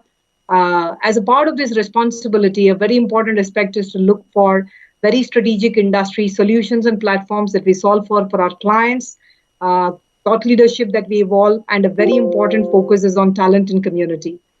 Now, coming to this interesting topic that we have here in front of us on this role of new technologies, the one thing that comes to my mind very recently is this movie that I saw. I'm sure all of us are doing more of Netflix binge these days, with all of us sitting at home, working from home or learning from home. And this interesting movie that I saw is the recent Priyanka Chopra's movie on We Can Be Heroes. And I think as I was seeing this movie, I think what was very interesting to see was a lot of normal people, or a lot of people who probably don't know how to handle a situation or know how to make a survival, really come together and come up as superheroes and really try to solve for a lot of chaos. If you have not seen that movie, I would strongly recommend you watch it. I think it's pretty interesting to see how situations can be taken in control when there are constraints and demands and situations that you have out of chaos. And I was trying to correlate that with the situation that we are all around, right? This whole pandemic topic that we have kind of put at center of this conversation here today. And I'm just trying to correlate that whole movie and these various things that I saw there about survival, about people coming together on handling a situation or not knowing how to handle a situation, or handling situation out of chaos that you never imagine. And I think that's kind of where we landed up, right, with this whole pandemic, with respect to uncertainty, how frontline workers have to handle situations that they've never handled before, how police force had to come together and handle situations of lockdowns and everything else never before, and how technologists have to come together, how some of the policy makers, how government and many of the agencies had to come together to respond to some of the situations than ever before. I think this pandemic has resulted in a lot of vulnerabilities, a lot of disruptions, a lot of uncertainty situations. And I'm sure, we are all still on that stage.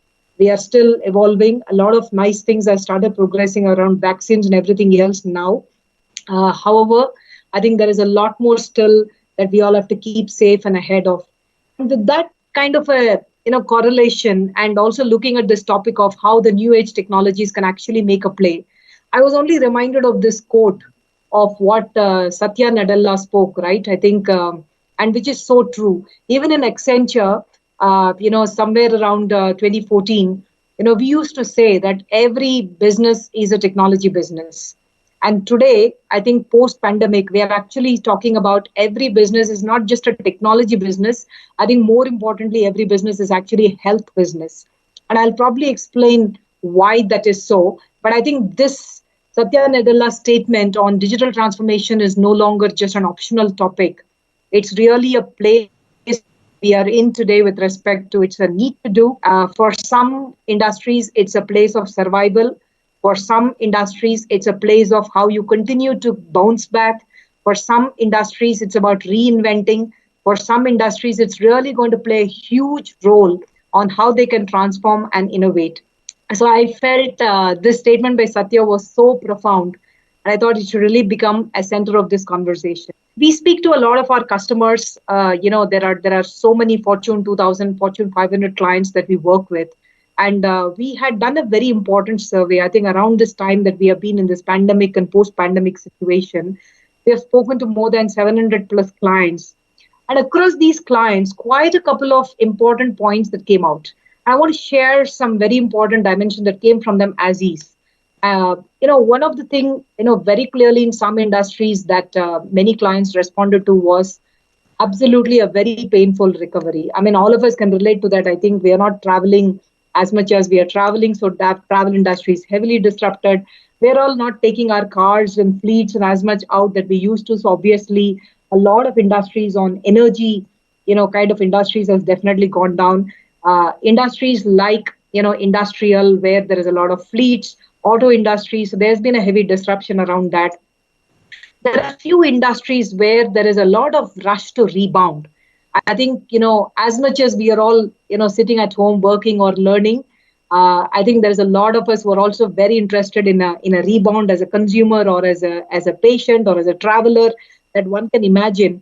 So similarly, the industries and the CXOs are in a very strong rush to kind of rebound and get back, and there presents a greater opportunity for really innovating and transforming a lot of digital transformation models. And I think while I can go on with quite a couple of those, one important dimension is also about supply chain, right? I think this time has clearly tested almost in many enterprises how resilient supply chain is. I think suddenly in almost across the globe, in a few hours, all of us went into lockdown. So which means the next day morning, you have to get your milk, you have to get your essentials, you have to get your healthcare supplies. During pandemic situations, wherever it had to be addressed to, it had to be addressed on an emergency care. It had to be addressed for responding to supplies, emergency supplies, healthcare supplies, equipment supplies, waste management. There's been a whole lot of supply chain that got exposed that also showed a significant demonstration of how resilient or how vulnerable are the enterprises and the enterprise systems in many segments of our industries. And I think with all of that, some of those parameters that I'm speaking to you, I think there are four important takeaways you must keep in mind, especially with this post-pandemic and what does it take for us to go forward from here. One, clearly, innovation is at the driver's seat now, far more than ever before, whether you are in the industry of reinvention, whether you are in the industry where you want to rebound, or whether you are in the industry where there is a lot of resilience you have to demonstrate, or whether you are in the industry where you have to innovate for you to even sustain and really re-innovate a lot of new business models. Whichever industry you can imagine, innovation is going to be at the driver's seat on what really will define the core of the strategy moving forward for every business. Societal values. I think the COVID times has clearly resulted in telling us, how strongly we should be for each other, how strongly we should be taking care of and solving for societal problems. I'm sure there are many of you here who went around to help for people across, whether they were running out of food or whether they were running out of healthcare supplies or medical supplies, or somebody in need of the hour in your own community, or somebody going around and helping for creating some small technology apps in your own community for helping to solve and protect the people that are around. A lot of people have demonstrated a lot of different characteristics. I think this COVID has also resulted in telling us that it is not just about running businesses for profit. It is also about how do we solve for truly the greater problems and the greater good problems in the society. And be it water, be it food, be it, the challenges that we see around, to make sure that, the societal values become core of any strategy that any enterprises define as we move forward. So kind of you will see societal values playing a new norm in everything that is getting designed, whether it is an IT system that you design, whether it is an enterprise architecture that you design. A lot of emphasis is going to play a role heavily on that values, profit, purpose over profit. You're going to see that more and more in the dimensions of the CXO conversation that we see, and we see that emanating in all the investments that the clients will do. The other aspect clearly is people. I think it was always important. It has only become greater important now with respect to people. The dimensions of people can be very different. It can be a patient in the head. It can be a traveler in the head. It can be a consumer in the head. But doing every initiatives, keeping people at the center of the conversation, keeping people at the center of the design, the way we work, the way the organizations, I think there are some industries you would have never thought a remote working is possible, right? So for example, if you take a mining industry or you take an industry where there are a lot of energy operations happening, I think most of those industries, including industrial floors, there are many of these industries where there is a lot of human workforce, and suddenly you're now put into a situation where you suddenly start doing collaborations very differently. And your collaborations have to be now with systems which you have never done before. There are clients, for example, we have done some of those transformations during this time, which otherwise I'm sure would have taken us weeks and months and years, which has probably just resulted in probably translating some of their workforce transformations in just less than 72 hours. So I would say I think there is a lot more of people pivot and keeping people at the center of the conversation, keeping people at the center of how the workforce transformation has to happen, and how technology can be a strong enabler in really driving that conversation more stronger than ever before. And like I said, the culture, I think the whole lens of taking care of each other, keeping the value of inclusion and diversity. I think the products and services had to be customized very quickly. And there are some very powerful innovations we had an opportunity to do for our clients during this time to really solve for those kind of essential services, those kind of digital disruption services to address elderly community or persons with disability and all of that. And we only see the products and services taking a shape of people in the center, taking a shape of keeping inclusion and diversity in mind is going to take a much greater shape. And I think we are only going to see more of that coming soon. And the last but the most important one, kind of summarizing a whole lot of all whatever I spoke so far, is keeping the digital transformation with cloud at the core of it. I think there are many, many clients. I'm sure we have all done so many Amazon orders, Flipkart orders. I'm not sure, there are any one of us here who have not done any of those things before, including my parents, including my mom, possibly did so many orders, which I'm sure she would have never tried before. I think it presented a great opportunity because even, systems and, digital systems that are available on cloud created much greater reach. I think clients who had digital banks, digital wallets, digital channels, I'm sure when I say this, you're already able to relate to a lot of clients and examples that you yourself must be seeing in your daily life. I think a lot of it was possible with cloud at the center of the conversation. So we clearly see cloud playing a very, very important acceleration into this whole digital transformation journey. And I think I would say these are some very, very important pivotal transformations which we see with clients. We see the conversations with our clients, which I'm hoping that you all can relate and connect to, that we see these things playing a huge role in this post-pandemic business as a way forward business models or way forward investments where clients would do. Now, if I say all of these things, you must be wondering, so what does this mean with respect to, technology, and how is technology touching almost many of these pillars? And how is technology going to make a big shift with respect to this journey of, post-pandemic business? On the four imperatives that I spoke to you, and keeping a little bit of a technology lens, and I really spoke about the human aspects in many different parts of that conversation. One of the promise statement, in fact, as Accenture, this tagline that you see right on the front is probably having such a greater presence than ever before in this post-pandemic world that almost all of Accenture is living and breathing this line every day. Deliver on the promise of technology and human ingenuity. And I think that really becomes our mantra for us to really be able to do these technology conversations with our customers. I really want to leave you with this for the four imperatives that I spoke to you about. What could be some of the technology implications and technologies which will really create significant shift, significant pivot? And if you have to remember this, you can remember it as race. And I'm going to speak about a few of these with some little examples to so to say. So race, there are 5 important technology levers I want to call out for you. Robotic ecosystem. I'm sure all of us have seen robots. You can imagine if you have seen a plant visit or if you have gone to a industrial floor or a consumer goods floor, whether it is Nike, Adidas, whomever you can imagine, you would have seen a lot of robots and robotic ecosystem out there.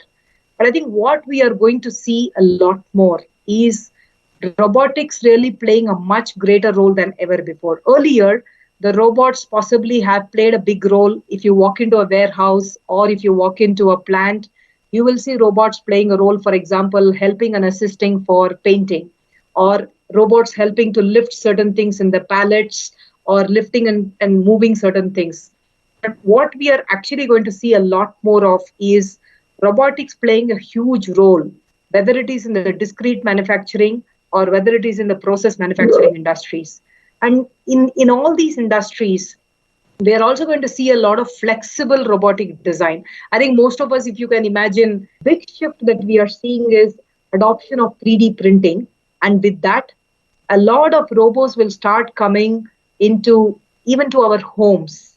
I'm sure you would have heard McDonald's talking about having robots in the kitchen. You're probably seeing surgical robots helping doctors for doing some surgeries. There are also robots which are going to come with a lot of flexibility. I quote this example very often. You can imagine an elephant, and an elephant is very often, when you look at the elephant just as outside, so rigid, so huge, so big, so rigid. But look at its trunk, so flexible, so easy to maneuver with respect to the food that it has to take, or water that it has to pick, or something that it has to grab from certain intricate areas. It just does it so beautifully with the flexibility. So imagine, robotic arms that can be so flexible, so much flexible that it can actually go into different intricate parts of manufacturing, intricate parts of services. One of the examples that you see there is a beautiful visual there for you. Very interesting example during this pandemic time that Amazon has introduced, which is basically like a guided vehicle or basically like a scout delivery, which is basically like a contactless, but more in a sense of hygiene, more in a sense of convenience, more especially for people who really need this service right at their doors, right? So this model of doing this kind of a scout delivery where it can actually navigate, it's like a small truck, if you can imagine, a very small device which can actually move around, take some of your delivery goods, bring it right at your doorstep, and it has the ability to navigate across pets, pedestrians, a few of those aspects as well, so as to make sure that it really brings your autonomous delivery, so to say. I'm sure you've heard enough other examples as well on drone-based delivery and all of that. So on the robotics area, with 3D printing, with additive manufacturing, I think with a lot of these flexible robotics architecture that is coming, there is a much greater last mile fulfillment, experience of how manufacturing changes, experiences of how some of the services that we would possibly have in our home changes. I was so happy when I bought an iRobot at my home, especially during this time, right? When maids cannot be there or somebody cannot be there, right? So I'm sure you will find a lot of those meaningful robots, meaningful cobots that would come from the enterprises from some of those innovations. Next, let me move to AI, artificial intelligence. I'm sure you must be telling me that, okay, AI has been there like for many, many years that all of us can imagine. And if you think of AI today and the level of adoption that has happened so far, some of the use cases that you would see very often is more around, preventive maintenance or, fault service checking or some inspection or some quality inspection. These are some of the use cases that we have seen AI in different pockets of adoption. I think one of the big change that we will start seeing with AI is the level of deep learning AI and the level of deep sensing AI. And complementing that is really, I think the example that you see here is NVIDIA. I think a very interesting AI accelerator, which actually, kind of drives towards creating a sense of, I think all of us use cars and park cars. I also do. And I'm sure, some of us probably have autonomous cars or thinking of buying autonomous cars. A lot of these cars, including our own self-driving or, the autonomous cars, how do you create a long range of different scenarios of, parking options, or how do you park it? Because there are places where you park it narrow, there are places where you park it with a wider space. So the NVIDIA AI learning agents presents infinite scenarios and options for, a car, especially autonomous car. Just imagine that it can help to think, learn, sense, comprehend, and act, and be able to then respond to that behavior with infinite ranges and scenarios and possibilities. So on one side, on AI, we are going to see a lot of deep scaled AI. I think that is one big shift that we will start seeing, and we have already started seeing hyper automations with AI really becoming the way of life for many of our clients. That is one side of the journey on AI. The other side of the journey of AI, which is a very interesting dimension that's coming up, is neuromorphic. I think neuromorphic computing is an area where you can imagine somebody actually, creating, mimicking your brain, which means a lot of neural networks connecting, sensing, and comprehending, and really be able to create decision scenarios even more far intelligent than ever before with neuromorphic. And we are seeing some very, very interesting examples of the clients that we are doing. I'm sure if you watch for Intel Labs, you will see Intel Labs is actually doing a lot of research in this area. We are actually working on a lot of deep research and a lot of client engagement we are doing on that area already in that space. So that's a little bit on AI, where AI is today and where AI will move, and how AI will scale, and how neuromorphic will complement and really bring a whole sense of deep learning AI and a great sense of AI. Um, I think the innovation DNA, you already heard me speaking a lot in the earlier section, also on the conversation of how innovation will be core and center of the conversation that we will do. And I'm sure there are tons of examples that all of us can imagine and think through. So I'm necessarily not calling out all the examples that we see here, but I think the DNA is not only going to result in creating business models, it is going to become a way of life for defining products and services. It's going to create a continuous innovation engine in many, many different customers, and not just trying to solve for innovation within. I think there are a lot of clients where the innovation journey will not be just something that you do in the four walls of enterprises. You actually start doing a lot of consortium and ecosystem based innovations. I'm sure when I say like this, you can already imagine there are a lot of examples you would see. We work with Microsoft, we work with Google, we work with a whole lot of clients where we try to solve for many, many industry problems. And a lot of peer industry, companies are also doing that. So innovation DNA, for example, one example that straight away I can think of is on the patient safety. Especially now we are all talking about COVID and post-COVID and post-pandemic. There are so many clinical trials going on. There are so many clinical subjects being tested. There are so many vaccine accelerations being done. And by the time you figure out a vaccine, there are variants out of this. So there are, in fact, if you look for Accenture, you will find Intient, a patient safety platform, a platform that we have actually defined, designed along with ecosystem partners that is actually working for solving with many, many clients and really transforming a lot of patient lives and patient safety. So really transforming a lot of DNA of the organization within, and also trying to solve for the industry problems at the core is something that we are going to big time see more and more coming to play. Smart devices and tools. I think, all of us use a smart device. I think on an average, I think every one of us are carrying, probably on an average 2 to 3 smart devices along with us all the time, whether you're thinking of Fitbit or whether it is your machine, whether it's your phone. I think with all the work from home and the digital learning all of us are doing, there are only more gadgets and more smart devices, isn't it? But I think one of the things we are actually seeing as a big trend is that, just imagine, I think one of the things that I get very pained on sometimes is like, I buy a smartphone, somebody then tells me, you got to put this patch, you got to keep the software up and running. And then somebody tells me this thing will go away in the next 7 days if you don't update. And just imagine a situation where somebody is able to introduce updatability features and upgradability features, both of them, right? Whether I have to move certain software updates or whether I have to increase, the software upgrades itself on certain important features, major releases that they have introduced. But, I don't have to change my device, or I don't have to change my features, get disrupted with what I do on a daily basis. But somebody just does this so beautifully in my phone without me being disrupted. I think that's exactly what Tesla is doing. I think if, just as an example, right, the beta burden that, you really see out there is really that, right?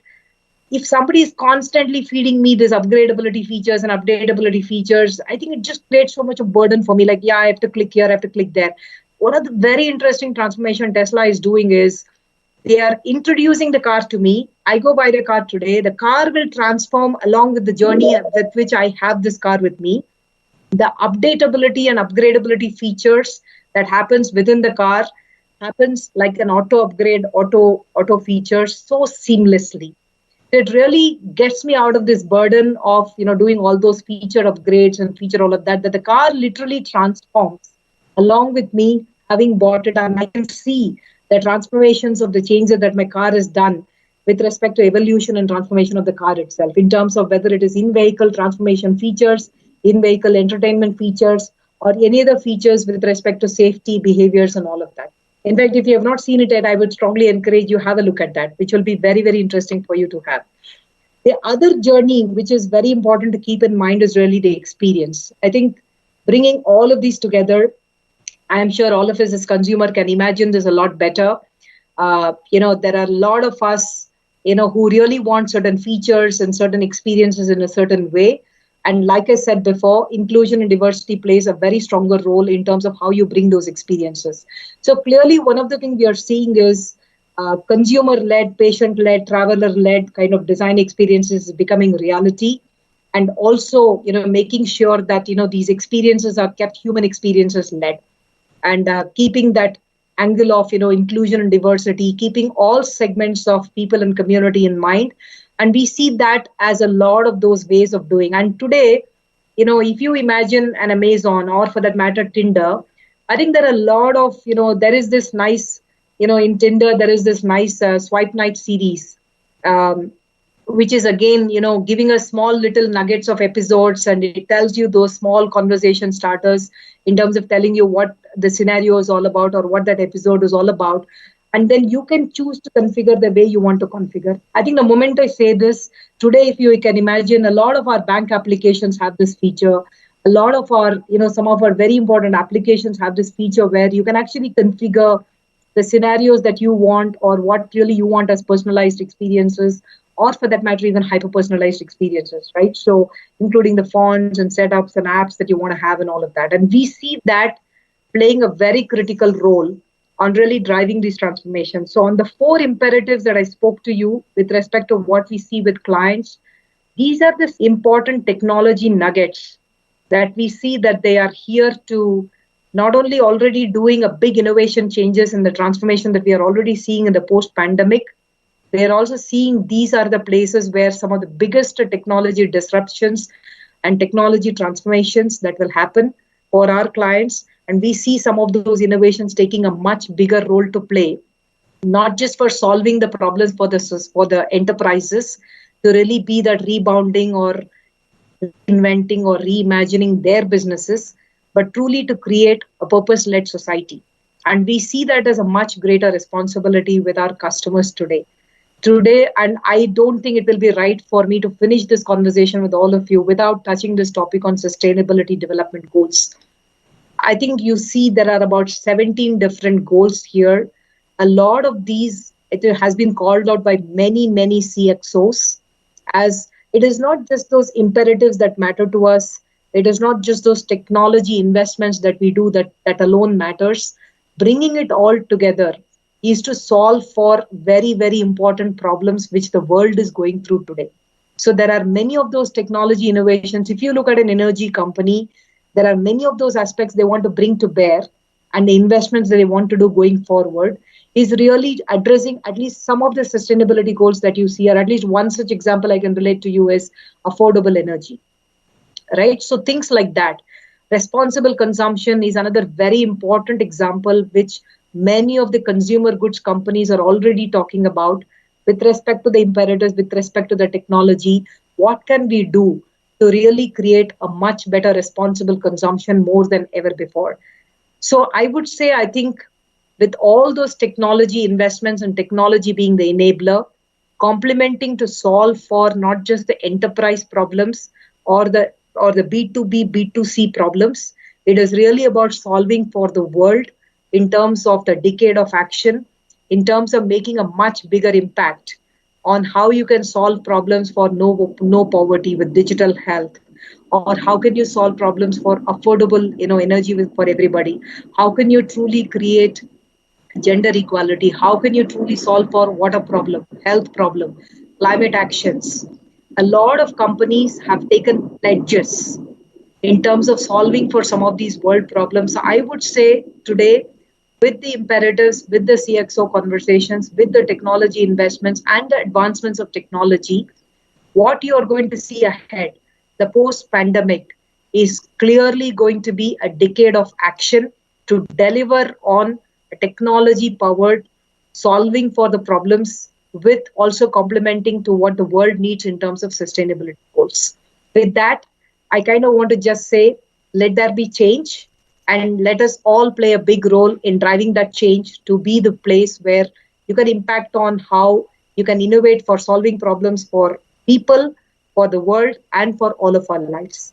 Thank you so much for giving me the opportunity to talk to all of you.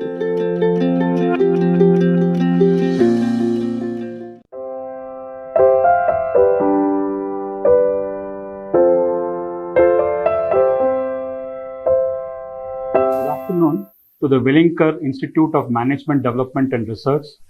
My name is Swaminathan. I'm responsible for engineering and sales at Bosch Software and Digital Solutions.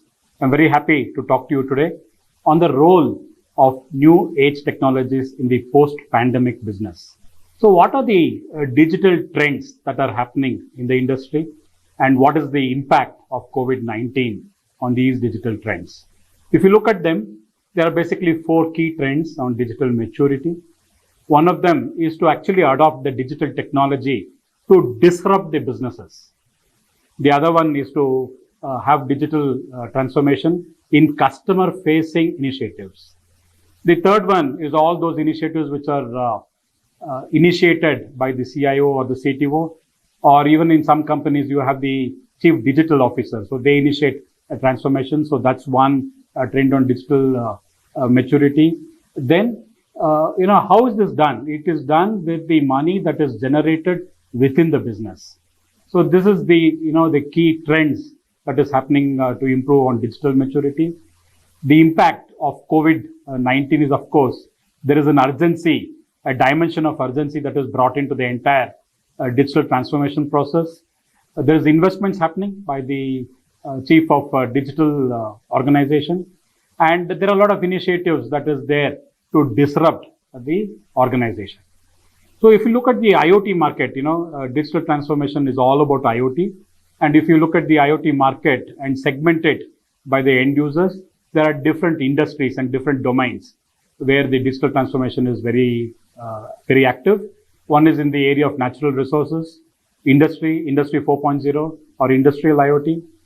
Mobility, is affected by digital transformation. The smart city is a wonderful program that is happening in the area of digital transformation. You have smart homes, smart buildings, smart healthcare, smart retail. Also in the area of insurance and banking, there's a lot of digital transformation that is happening. On this slide, you can see that the industry, the manufacturing industry, be it discrete or process industry, these are really affected. This is a large market. The entire market or domain or the world market is about 250 billion and growing at a CAGR of about 25 to 35%. So we are in this digital IoT market that we are discussing today. If you segment the IoT market by a technical stack, by the technology stack, then what happens? Let's see what happens. At the bottom of this technology layer, you can see that it's very close to the devices. It is very close to the things. What is IoT? IoT is the Internet of Things. The T is all about the things. It's all about the devices. It's about the machines. It's about the products that are getting connected. So at the bottom of this technology layer, you have the connected things. Then, of course, the connected things have to be connected. Therefore, you need a communication layer. You need an IoT platform, which is the backbone of the entire IoT technology stack. Then you need some components within this platform like identity, like security, like device management, cybersecurity, and these things. Then you need a layer of integration and operations. And at the very top, you have a lot of analytics and use cases. So the analytics and the use cases is a very important layer, dominated by domain. And this is what is offering a value proposition to the end customer. At the very bottom of this technology layer, the connected things are extremely important. And at the very top, you have the use cases. The use cases actually bring benefit to the end user. The end user is actually paying for the entire stack through these use cases. And in between these two very important parts of the technology stack is the entire IoT platform or the backbone of IoT. So today, I'm going to talk about one particular part of this IoT stack, which will disrupt businesses. I want to bring this concept to you and what is Bosch doing in this field. So one of the concepts that we are working on is to connect anything. Just start connecting products, start connecting machines, start connecting devices, use sensors. Bosch is known for its sensors. So we started connecting anything. And we believe that connecting anything drives digital maturity. So I'll give you examples of what sort of things can be connected and how it disrupts the market. Yeah? I'll start with the connected tire. Tire is a very, very mechanical device, a part of the automobile industry. And in the past, tire is a rubber material. It is only, is moving the vehicle. But we can start working on it digitally as well. You can drive digital maturity into tires. And we have been working on that as Bosch. So what have we done? So we have taken a sensor set. We have put the sensor set inside the tire. You can vulcanize it. And then these sensors will start measuring certain key parameters of the tire. It could be temperature, it could be pressure, it could be load, it could be vibrations, different things can be measured. And then it connects through the vehicle connected device. You have in the automobile, IoT is driving the maturity in the automobile industry. And you have connected devices which are, coming up in the market, not only in the car segment, but also in the commercial vehicle segment. It's also coming in the future for two-wheelers. So this sensor set in the connected tire will talk to the connected device of the vehicle and then connects to the cloud. And then from the cloud, you can develop a lot of use cases.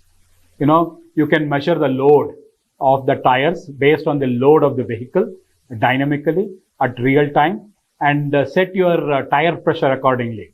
And if you set your tire pressure at the most optimum level, dynamically and at real time, you will be able to optimize the fuel consumption. And if you're able to optimize the fuel consumption, it adds directly to the profitability of the fleet that is operating this, the vehicles. So it drives directly fuel consumption. It also drives, the wear and tear optimization of the tire. And if you look at a fleet of commercial vehicles, these two things, the fuel consumption, the wear and tear of the tire, affects the profitability of the business. And therefore, these are the two key dimensions which are very important for a tire. And we are able to digitally connect the tire, therefore, and disrupt this business. We are able to increase the life of the tire. We are able to increase the fuel optimization, fuel efficiency. Not only that, we can also change the business models. The tire manufacturer can be closer to the customer because now he knows how is the tire, even though he is not close to the tire, he is not close to the vehicle.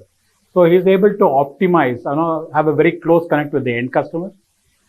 He can offer different business models. He can offer a tire, per kilometer as a business model, a tire as a subscription cost. The cost could be per kilometer, per month, per day, per year. Different kinds of business models are available. So the connected tire really is disrupting its domain. Connected seal is another example of connected things. So here we have taken another customer where they manufacture large seals. These seals connect the high pressure and the low pressure environments in large process industries. For example, if you take a oil rig, the difference between a high pressure side and a low pressure side is extremely high. And the efficiency of the rig as well as the downtime are extremely important for this business. And if you have a connected seal, you can measure the status of the seal by measuring the temperature, by measuring the vibration, by measuring the weight or the material characteristics. So connecting the seal will be able to get you the understanding of the seal, and you can replace the seal exactly when it is required. You have access to the condition of the seal, so condition monitoring is extremely good, and therefore you're able to service your customer much better. Connected beer, we had this use case coming up in one of the customers in the US. Here, the beer bottling process is complicated. We all know that when we are having beer, there's a lot of foam that is created.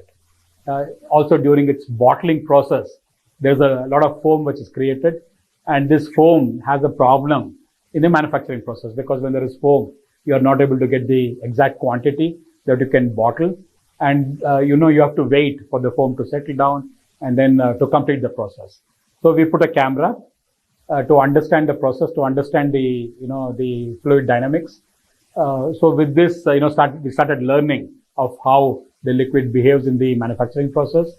And then you start building algorithms, and we start building algorithms. You can actually reduce the amount of foam that is there. You can have a better control of the manufacturing process. And actual data, revealed that we were able to reduce the cycle time of the manufacturing process, of the bottling process there, and also improve, the quality. So the rejections came down, the cycle time improved. So connecting beer also has very, very positive manufacturing. The process is better. Connected cow. Yeah. So this is in the dairy industry or in the farm industry, or a combination of the two. This is for one of our customers in Norway. This is from the dairy industry and farm. So the customer is having, the complete value stream. We address the complete value stream, and there are some regulations which are there in this country, and accordingly the incentives are based on these regulations. So bringing transparency into what the farmer is doing helps in actually maximizing the incentives that is offered by the government. And based on the noise, just the noise of a different activity of the farmer and this value stream, we were able to actually find out, what is the farmer doing. And then based on this information from a simple mobile phone, we were able to maximize the amount of incentives that a farmer is eligible for. And then when you extend the value stream, you can go and get, bring transparency into the source of milk. And then you can actually say what is organic, and, ensure that the end customer is getting transparency on the source as well as the organic nature of the product itself. So this has got good applications in the retail industry, in the food industry. So a combination of, IoT and blockchain brings about a huge value addition for our customers. So basically the essential concept that I have today for you is to say that, connect anything. And if you start connecting anything, the digital maturity improves. But what are the, success factors to do this? One is to understand the customer's problem segment. It is very important to understand the customer's problem. Otherwise, we get into a phase of happy engineering. And when you do happy engineering, your employees are happy, but business success does not happen because your customer is not really finding a solution to one of its problems. So start always from the customer's problem. Understand what are the business models that are there available today in the industry, in this domain, and try to disrupt them. Digital is giving you an opportunity to disrupt the existing business models. And if you disrupt the business models, you will be one of the leaders in the digital transformation. Do not wait for the competition to start that. Disrupt yourself. And if you disrupt yourself, you're likely to be the leader. It is very important to have complete know-how of the domain and process. Only then you are able to understand the customer problem and also disrupt. So please invest on competence build-up in both the process and the domain. The most important thing is, of course, the IoT technology, which comes as a horizontal. And if you are a master of the digital technologies, you will be able to apply these technologies to different domains and solve different customer problems. And Bosch is driving this digital transformation, disrupting business models, disrupting the top line as well as the bottom line. And this is one of the most important things, that is required in the industry post-COVID. COVID is putting a lot of stress and strain on the industry to have a higher top line and to also have a higher efficiency, productivity, and a higher bottom line. And the digital transformation is really enabling us to do that. I hope this session was useful for you. I'm open to any questions from your side. Thank you very much. And I'm now open for questions.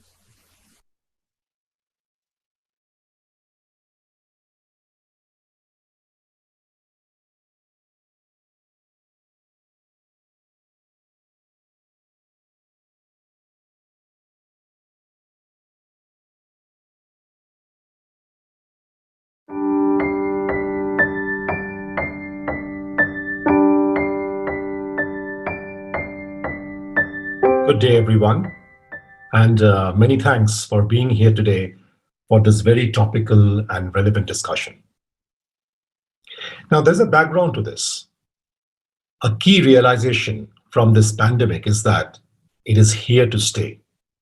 And we, as humans, we need to evolve and keep moving on by accepting the pandemic dimension as a constant fixture in our lives. Now, the COVID-19 pandemic it's having a lasting effect, not only on our economy, but also on how we go about our daily lives. And many things are not likely to return to pre-pandemic norms. Now, this pandemic has forced many businesses to reduce or suspend operations. However, all is not gloomy. Now, every precipitated crisis brings with it a set of opportunities, as we all know. And this is no exception. A key observation or insight is that most of the major social and corporate trends that have begun, let's say about 2 to 3 years back, have been expedited given this pandemic. Now, this pandemic has helped accelerate development of several emerging technologies too. And this is especially true for innovations that reduce human-to-human contact, automate processes, and increase productivity amid social distancing. For example, we have seen that many companies who had intended to move forward on the immediate cost takeout journey, but not executed given certain internal compulsions, have now been forced to execute initiatives like process optimization or building a robust data foundation to unlock operating cash value. And this is needed to keep themselves sustained in the current environment. But then for mid to long-term survival, right, most companies are being forced to fundamentally transform their business functions and move to new ways of doing business. And as they say, necessity is the mother of invention, and this pandemic has created necessity of the highest order. So there you go. COVID-19 has demonstrated the importance of digital readiness, as we all know, as I talked about, and people's lives to continue as usual during the pandemics. It'll make it the new normal. And COVID-19 has also been the ultimate catalyst for digital transformation and is helping to greatly accelerate several major trends that were already well underway before the pandemic. And this is what I was talking about. Expediting changes that were already underway in the corporate ecosystem, right? And you can see here that Gartner actually predicts that technology investment decisions will be made more and more by business function leaders, and that has been expedited given this pandemic. Leaders like the CFOs, the CPOs, the Chief Procurement Officer, Chief Finance Officer, Chief Human Resource Officers. And you can see on the left-hand side how I talked about unlocking cash value and flow and value. With companies who are fragile in this ecosystem, they will automatically have to move into the middle rung, which is in the transform phase. Otherwise, they will not survive in the fragile phase for long, right? The pandemic has made it sure that companies will move into this phase. And in the long term, this will expedite the companies to become agile, right? New business models I talked about, mergers and acquisitions, diversified businesses. So there are multiple such phenomena that we will keep seeing. Now here are what I call as some of the movers and shakers amongst the new age technologies, right? And these are being expedited again, growing very fast exponentially given the pandemic. Now, let's talk about these one by one, right? Business function platforms. This is a very important concept. I'm living this day in and day out as I work in my company, which is IBM. In the fast developing digital transformation space, right? The rapidly evolving approach is to move away from the traditional ERP implementation. Traditional ERP, SAP, Oracle, Workday, SuccessFactors, whatever, right? We all know about it. So move away from the traditional ERP implementation to build more of end-to-end platforms that incorporate business process elements. The first one will be intelligent workflows, which is a very important concept, which is growing globally today. And there will be technology elements like, looking at data, HR, supply chain, finance, and other business function data or shared function data. You decouple this data from the ERP applications in which it is actually stored, captured and stored, and you get them into a robust data foundation like a data lake. Because what that does is it helps to also bring in a lot of unstructured or semi-structured data from external data sources to be able to enhance the insights that we can get from using advanced analytics and AI, which is earlier not possible only using structured data from the ERP systems. So you're moving that data, decoupling it, moving it into a data foundation, right? And then to make all of it, to take it to the power of parallel processing, you move all the data foundation or the data lake to a hybrid data cloud, which is another key concept that is, or key technology that is emerging post the pandemic. And in fact, this technology was already there. People are, companies are tending to use it more and more. They want to shift to the hybrid data cloud more and more. Now, this data cloud could be either on Azure, AWS, Google Cloud, whatever. Now, this brings us to the world of cloud computing, right? And that needs no introduction or explanation. Cloud computing is one of the most important technologies that will define our world post the pandemic. It has already started defining, it will define even more. In fact, most new age technologies that we are seeing, like AI, advanced analytics, are being geared to be delivered to businesses and customers in an as-a-service model with cloud as the base. The beauty of the different technologies is that it opens up multiple spectra. Now, as cloud computing and storage makes the world more distributed, edge computing brings data processing to our smart handheld devices like our smartphones or mobile phones. And this will take this to the next level where speed and performance of data processing are critical. So cloud and edge computing, right? That's the next one. Now, I talked about intelligent workflows, right? Which is part of the end-to-end business function platform. That's becoming one of the key takeaways that corporates are moving towards. So let's take an example from insurance as a sector. I mean, this insurance as a sector is booming. During the pandemic, it will boom post the pandemic. An example of this would be how how a sector like insurance is impacted. An insurance evaluator, for example, especially in the case of P&C, which is property and casualty insurance, like auto insurance or car insurance. They need to liaise with a number of stakeholders, like the customer, the auto body repair workshops, claims settling agent, policy groups. They need to ingest a lot of data, right, in the form of claims forms, policy documents, images of damaged cars, right? However, an example of intelligent workflow would be the introduction of something like content or computer vision intelligence. Now, these interactions have been radically transformed. How? Images of the damaged portions of cars, now can be uploaded, and a deep neural network can be trained to read and analyze the damages and assess the loss payout. And it can be done by the system.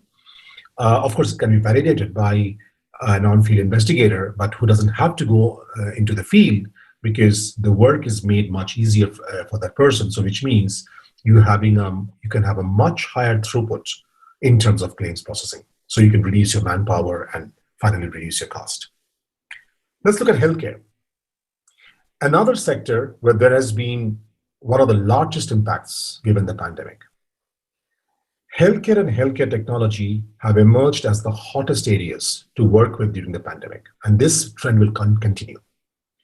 Beginning with, let's say, in the hospital bed demand, like bed scheduling, to projecting growth rate for infectious diseases, to determine whether an outbreak is an epidemic or an endemic or a pandemic.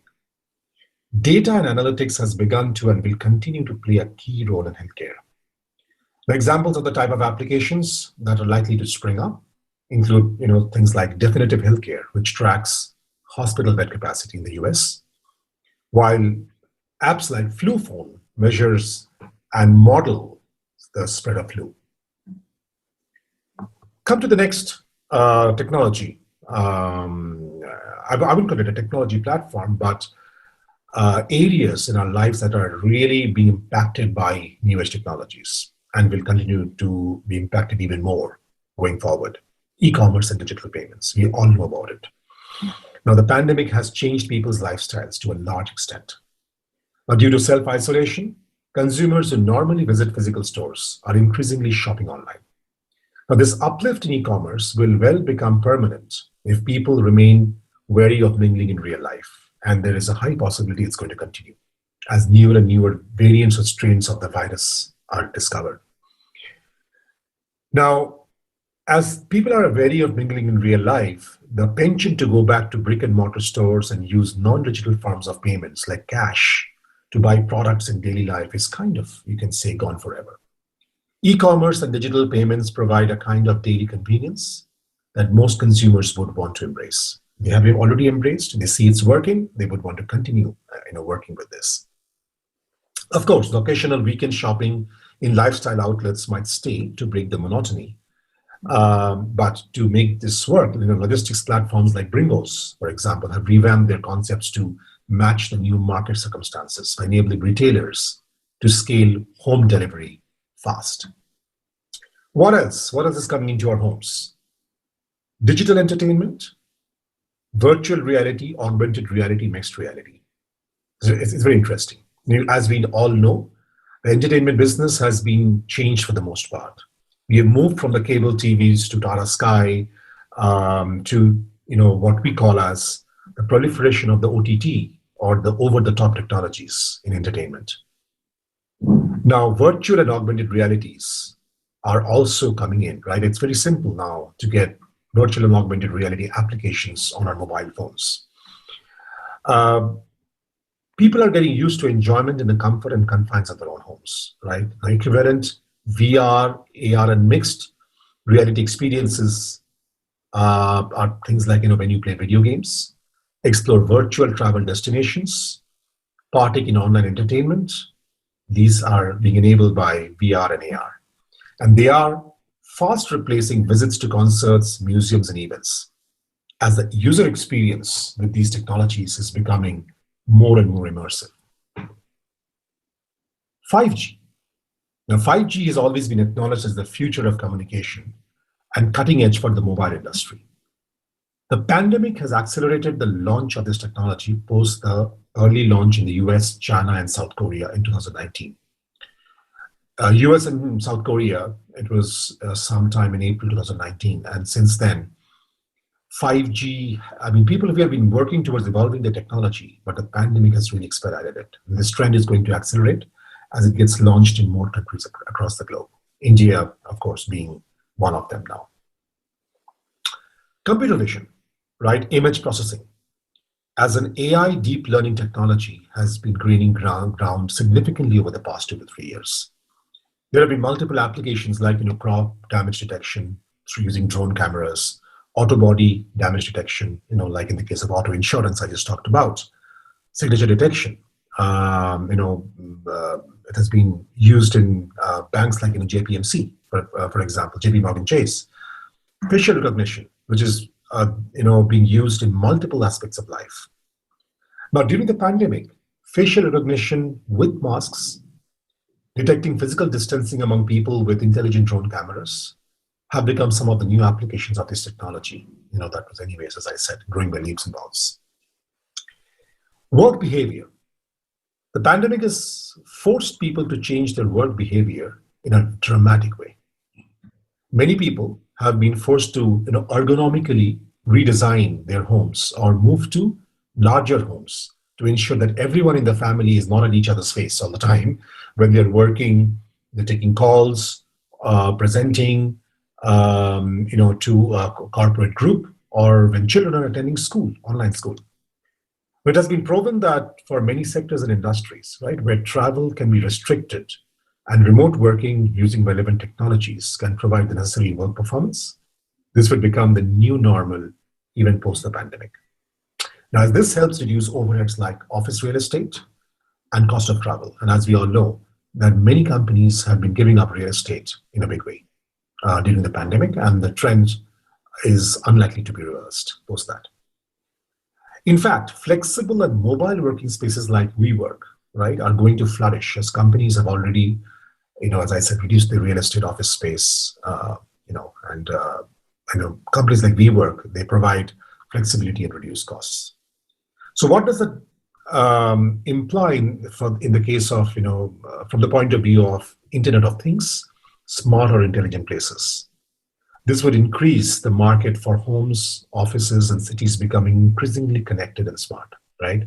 As we start working from home, our homes become smart homes.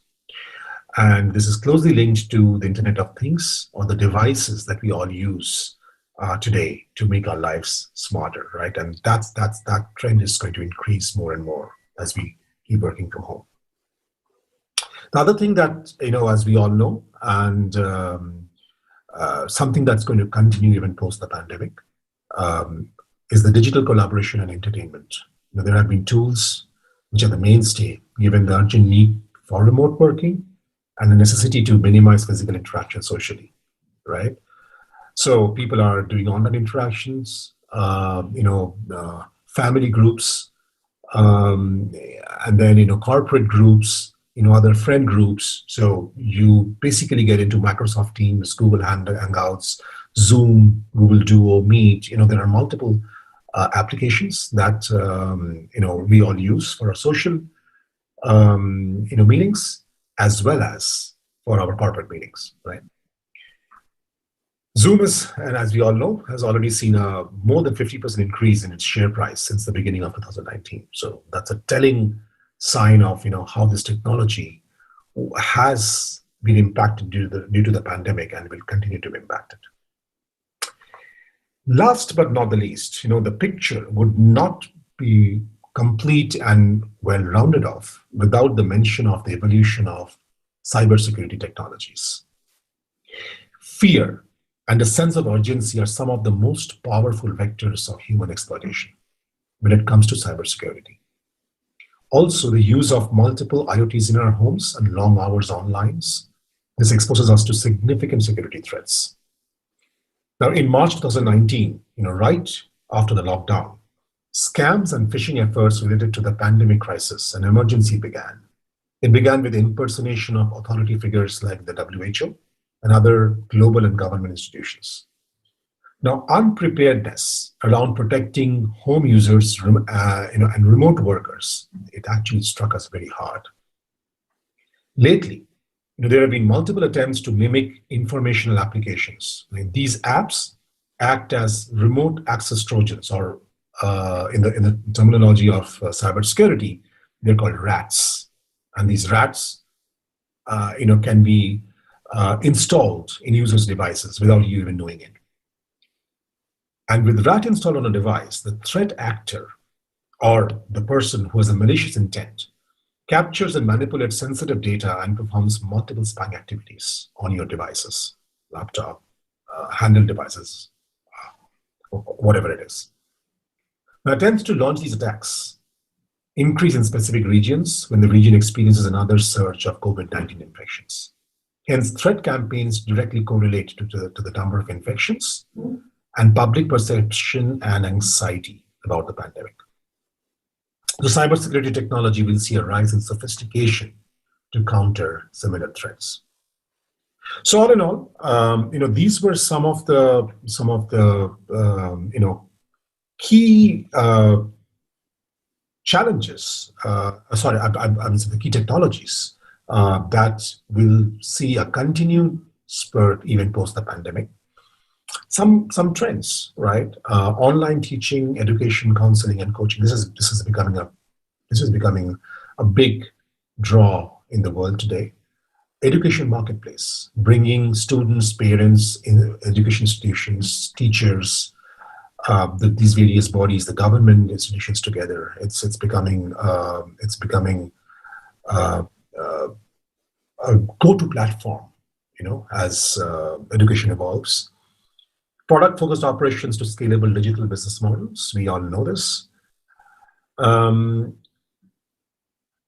as I said, marketplace platforms, education, commerce, e-commerce, healthcare, to bring the various stakeholders together, and other domains using technology platforms to bring all stakeholders onto a common ground. And one key thing which I wanted to end with is The pandemic has forced us to rethink how companies should look at social responsibility, right? What we are seeing is that all the actions that are being taken by corporates today are pretty much under the scanner. And companies that demonstrate social responsibility, new way of doing things, work, without by reducing the risk of infectious behavior or behavior that will cause more infections in society, right? Those companies will gain an edge.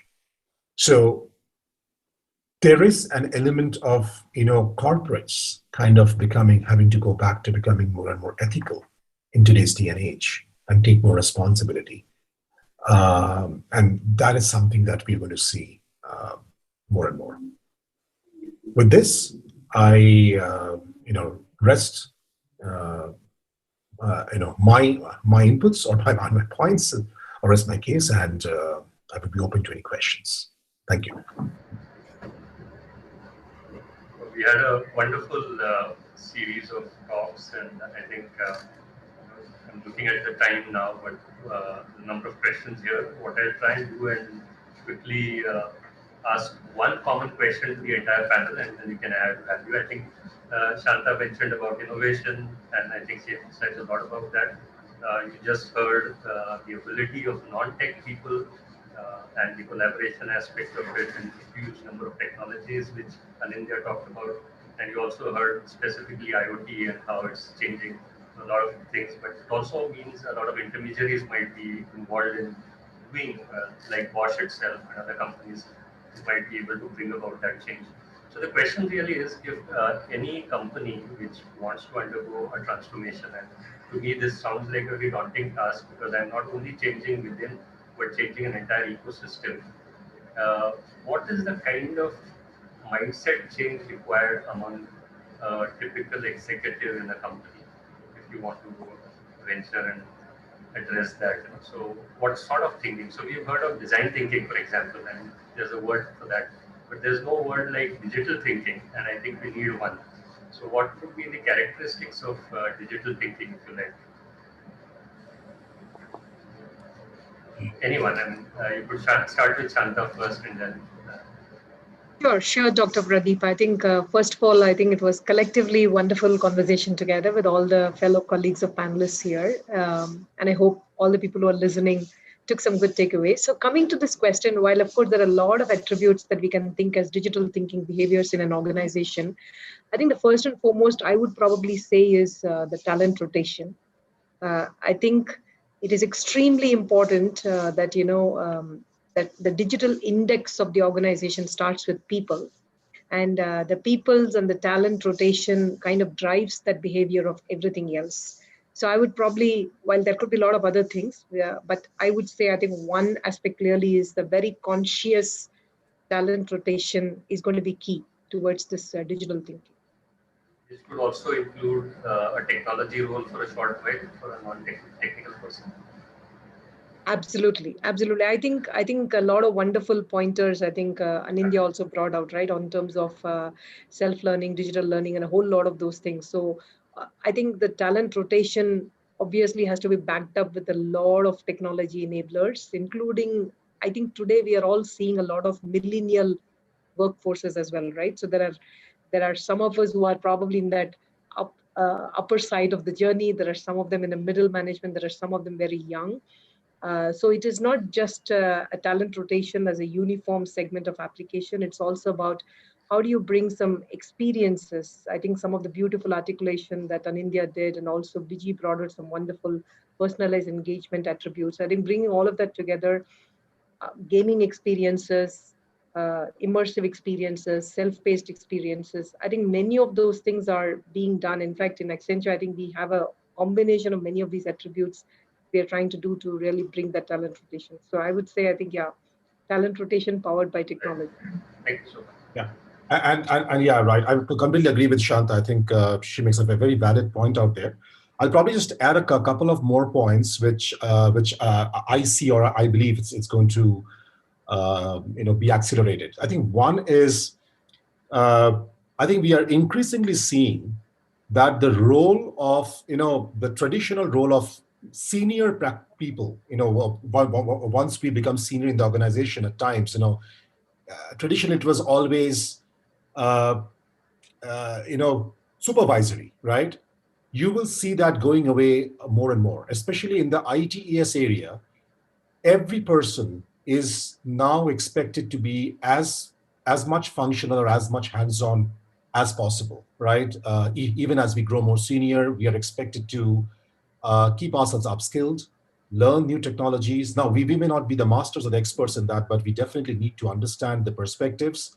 Otherwise, we will tend to lose our edge. And I think that is one trend that I'm seeing in a big way. The other thing which the pandemic is probably going to accelerate is, and I've seen this, that it is a kind of a thinking within the management that there are certain kinds of digital transformation which are good to have, which are I mean, if it happens, great. Even if it doesn't happen, I can keep on carrying on with my operations.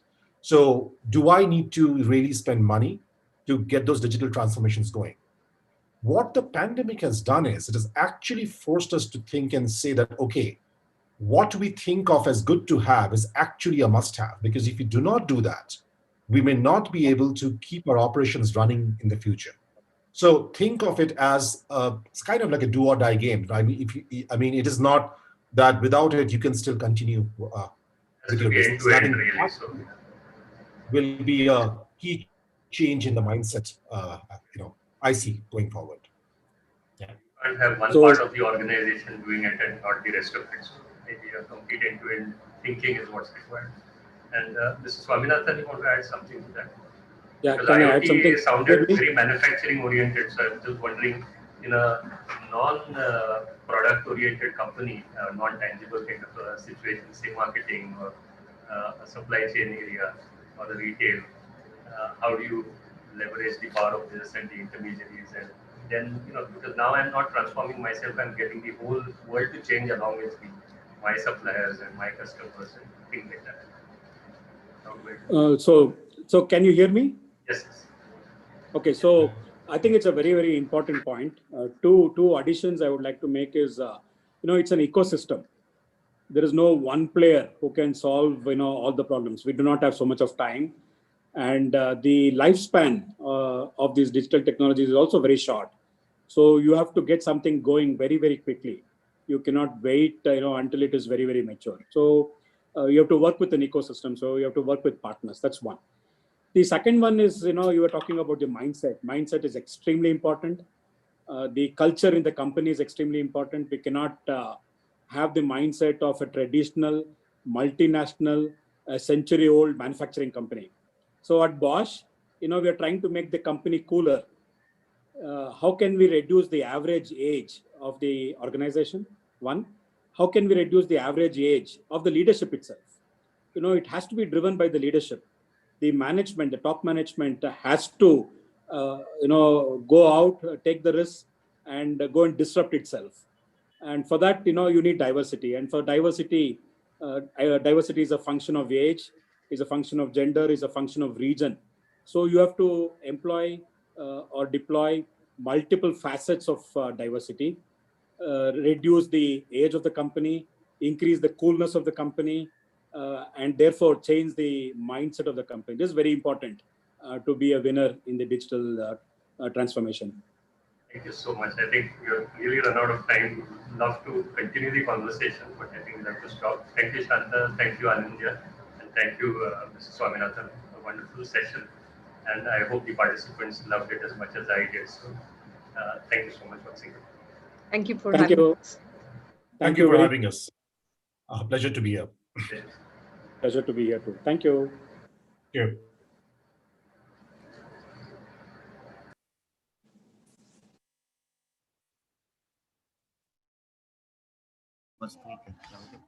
Can I request all the panelists and the conference team to switch on their videos for group photograph.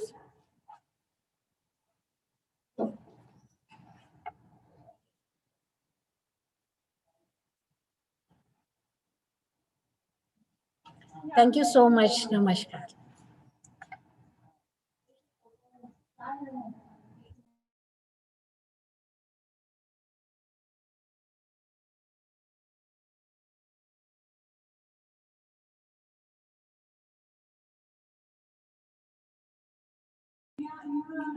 Thank you so much.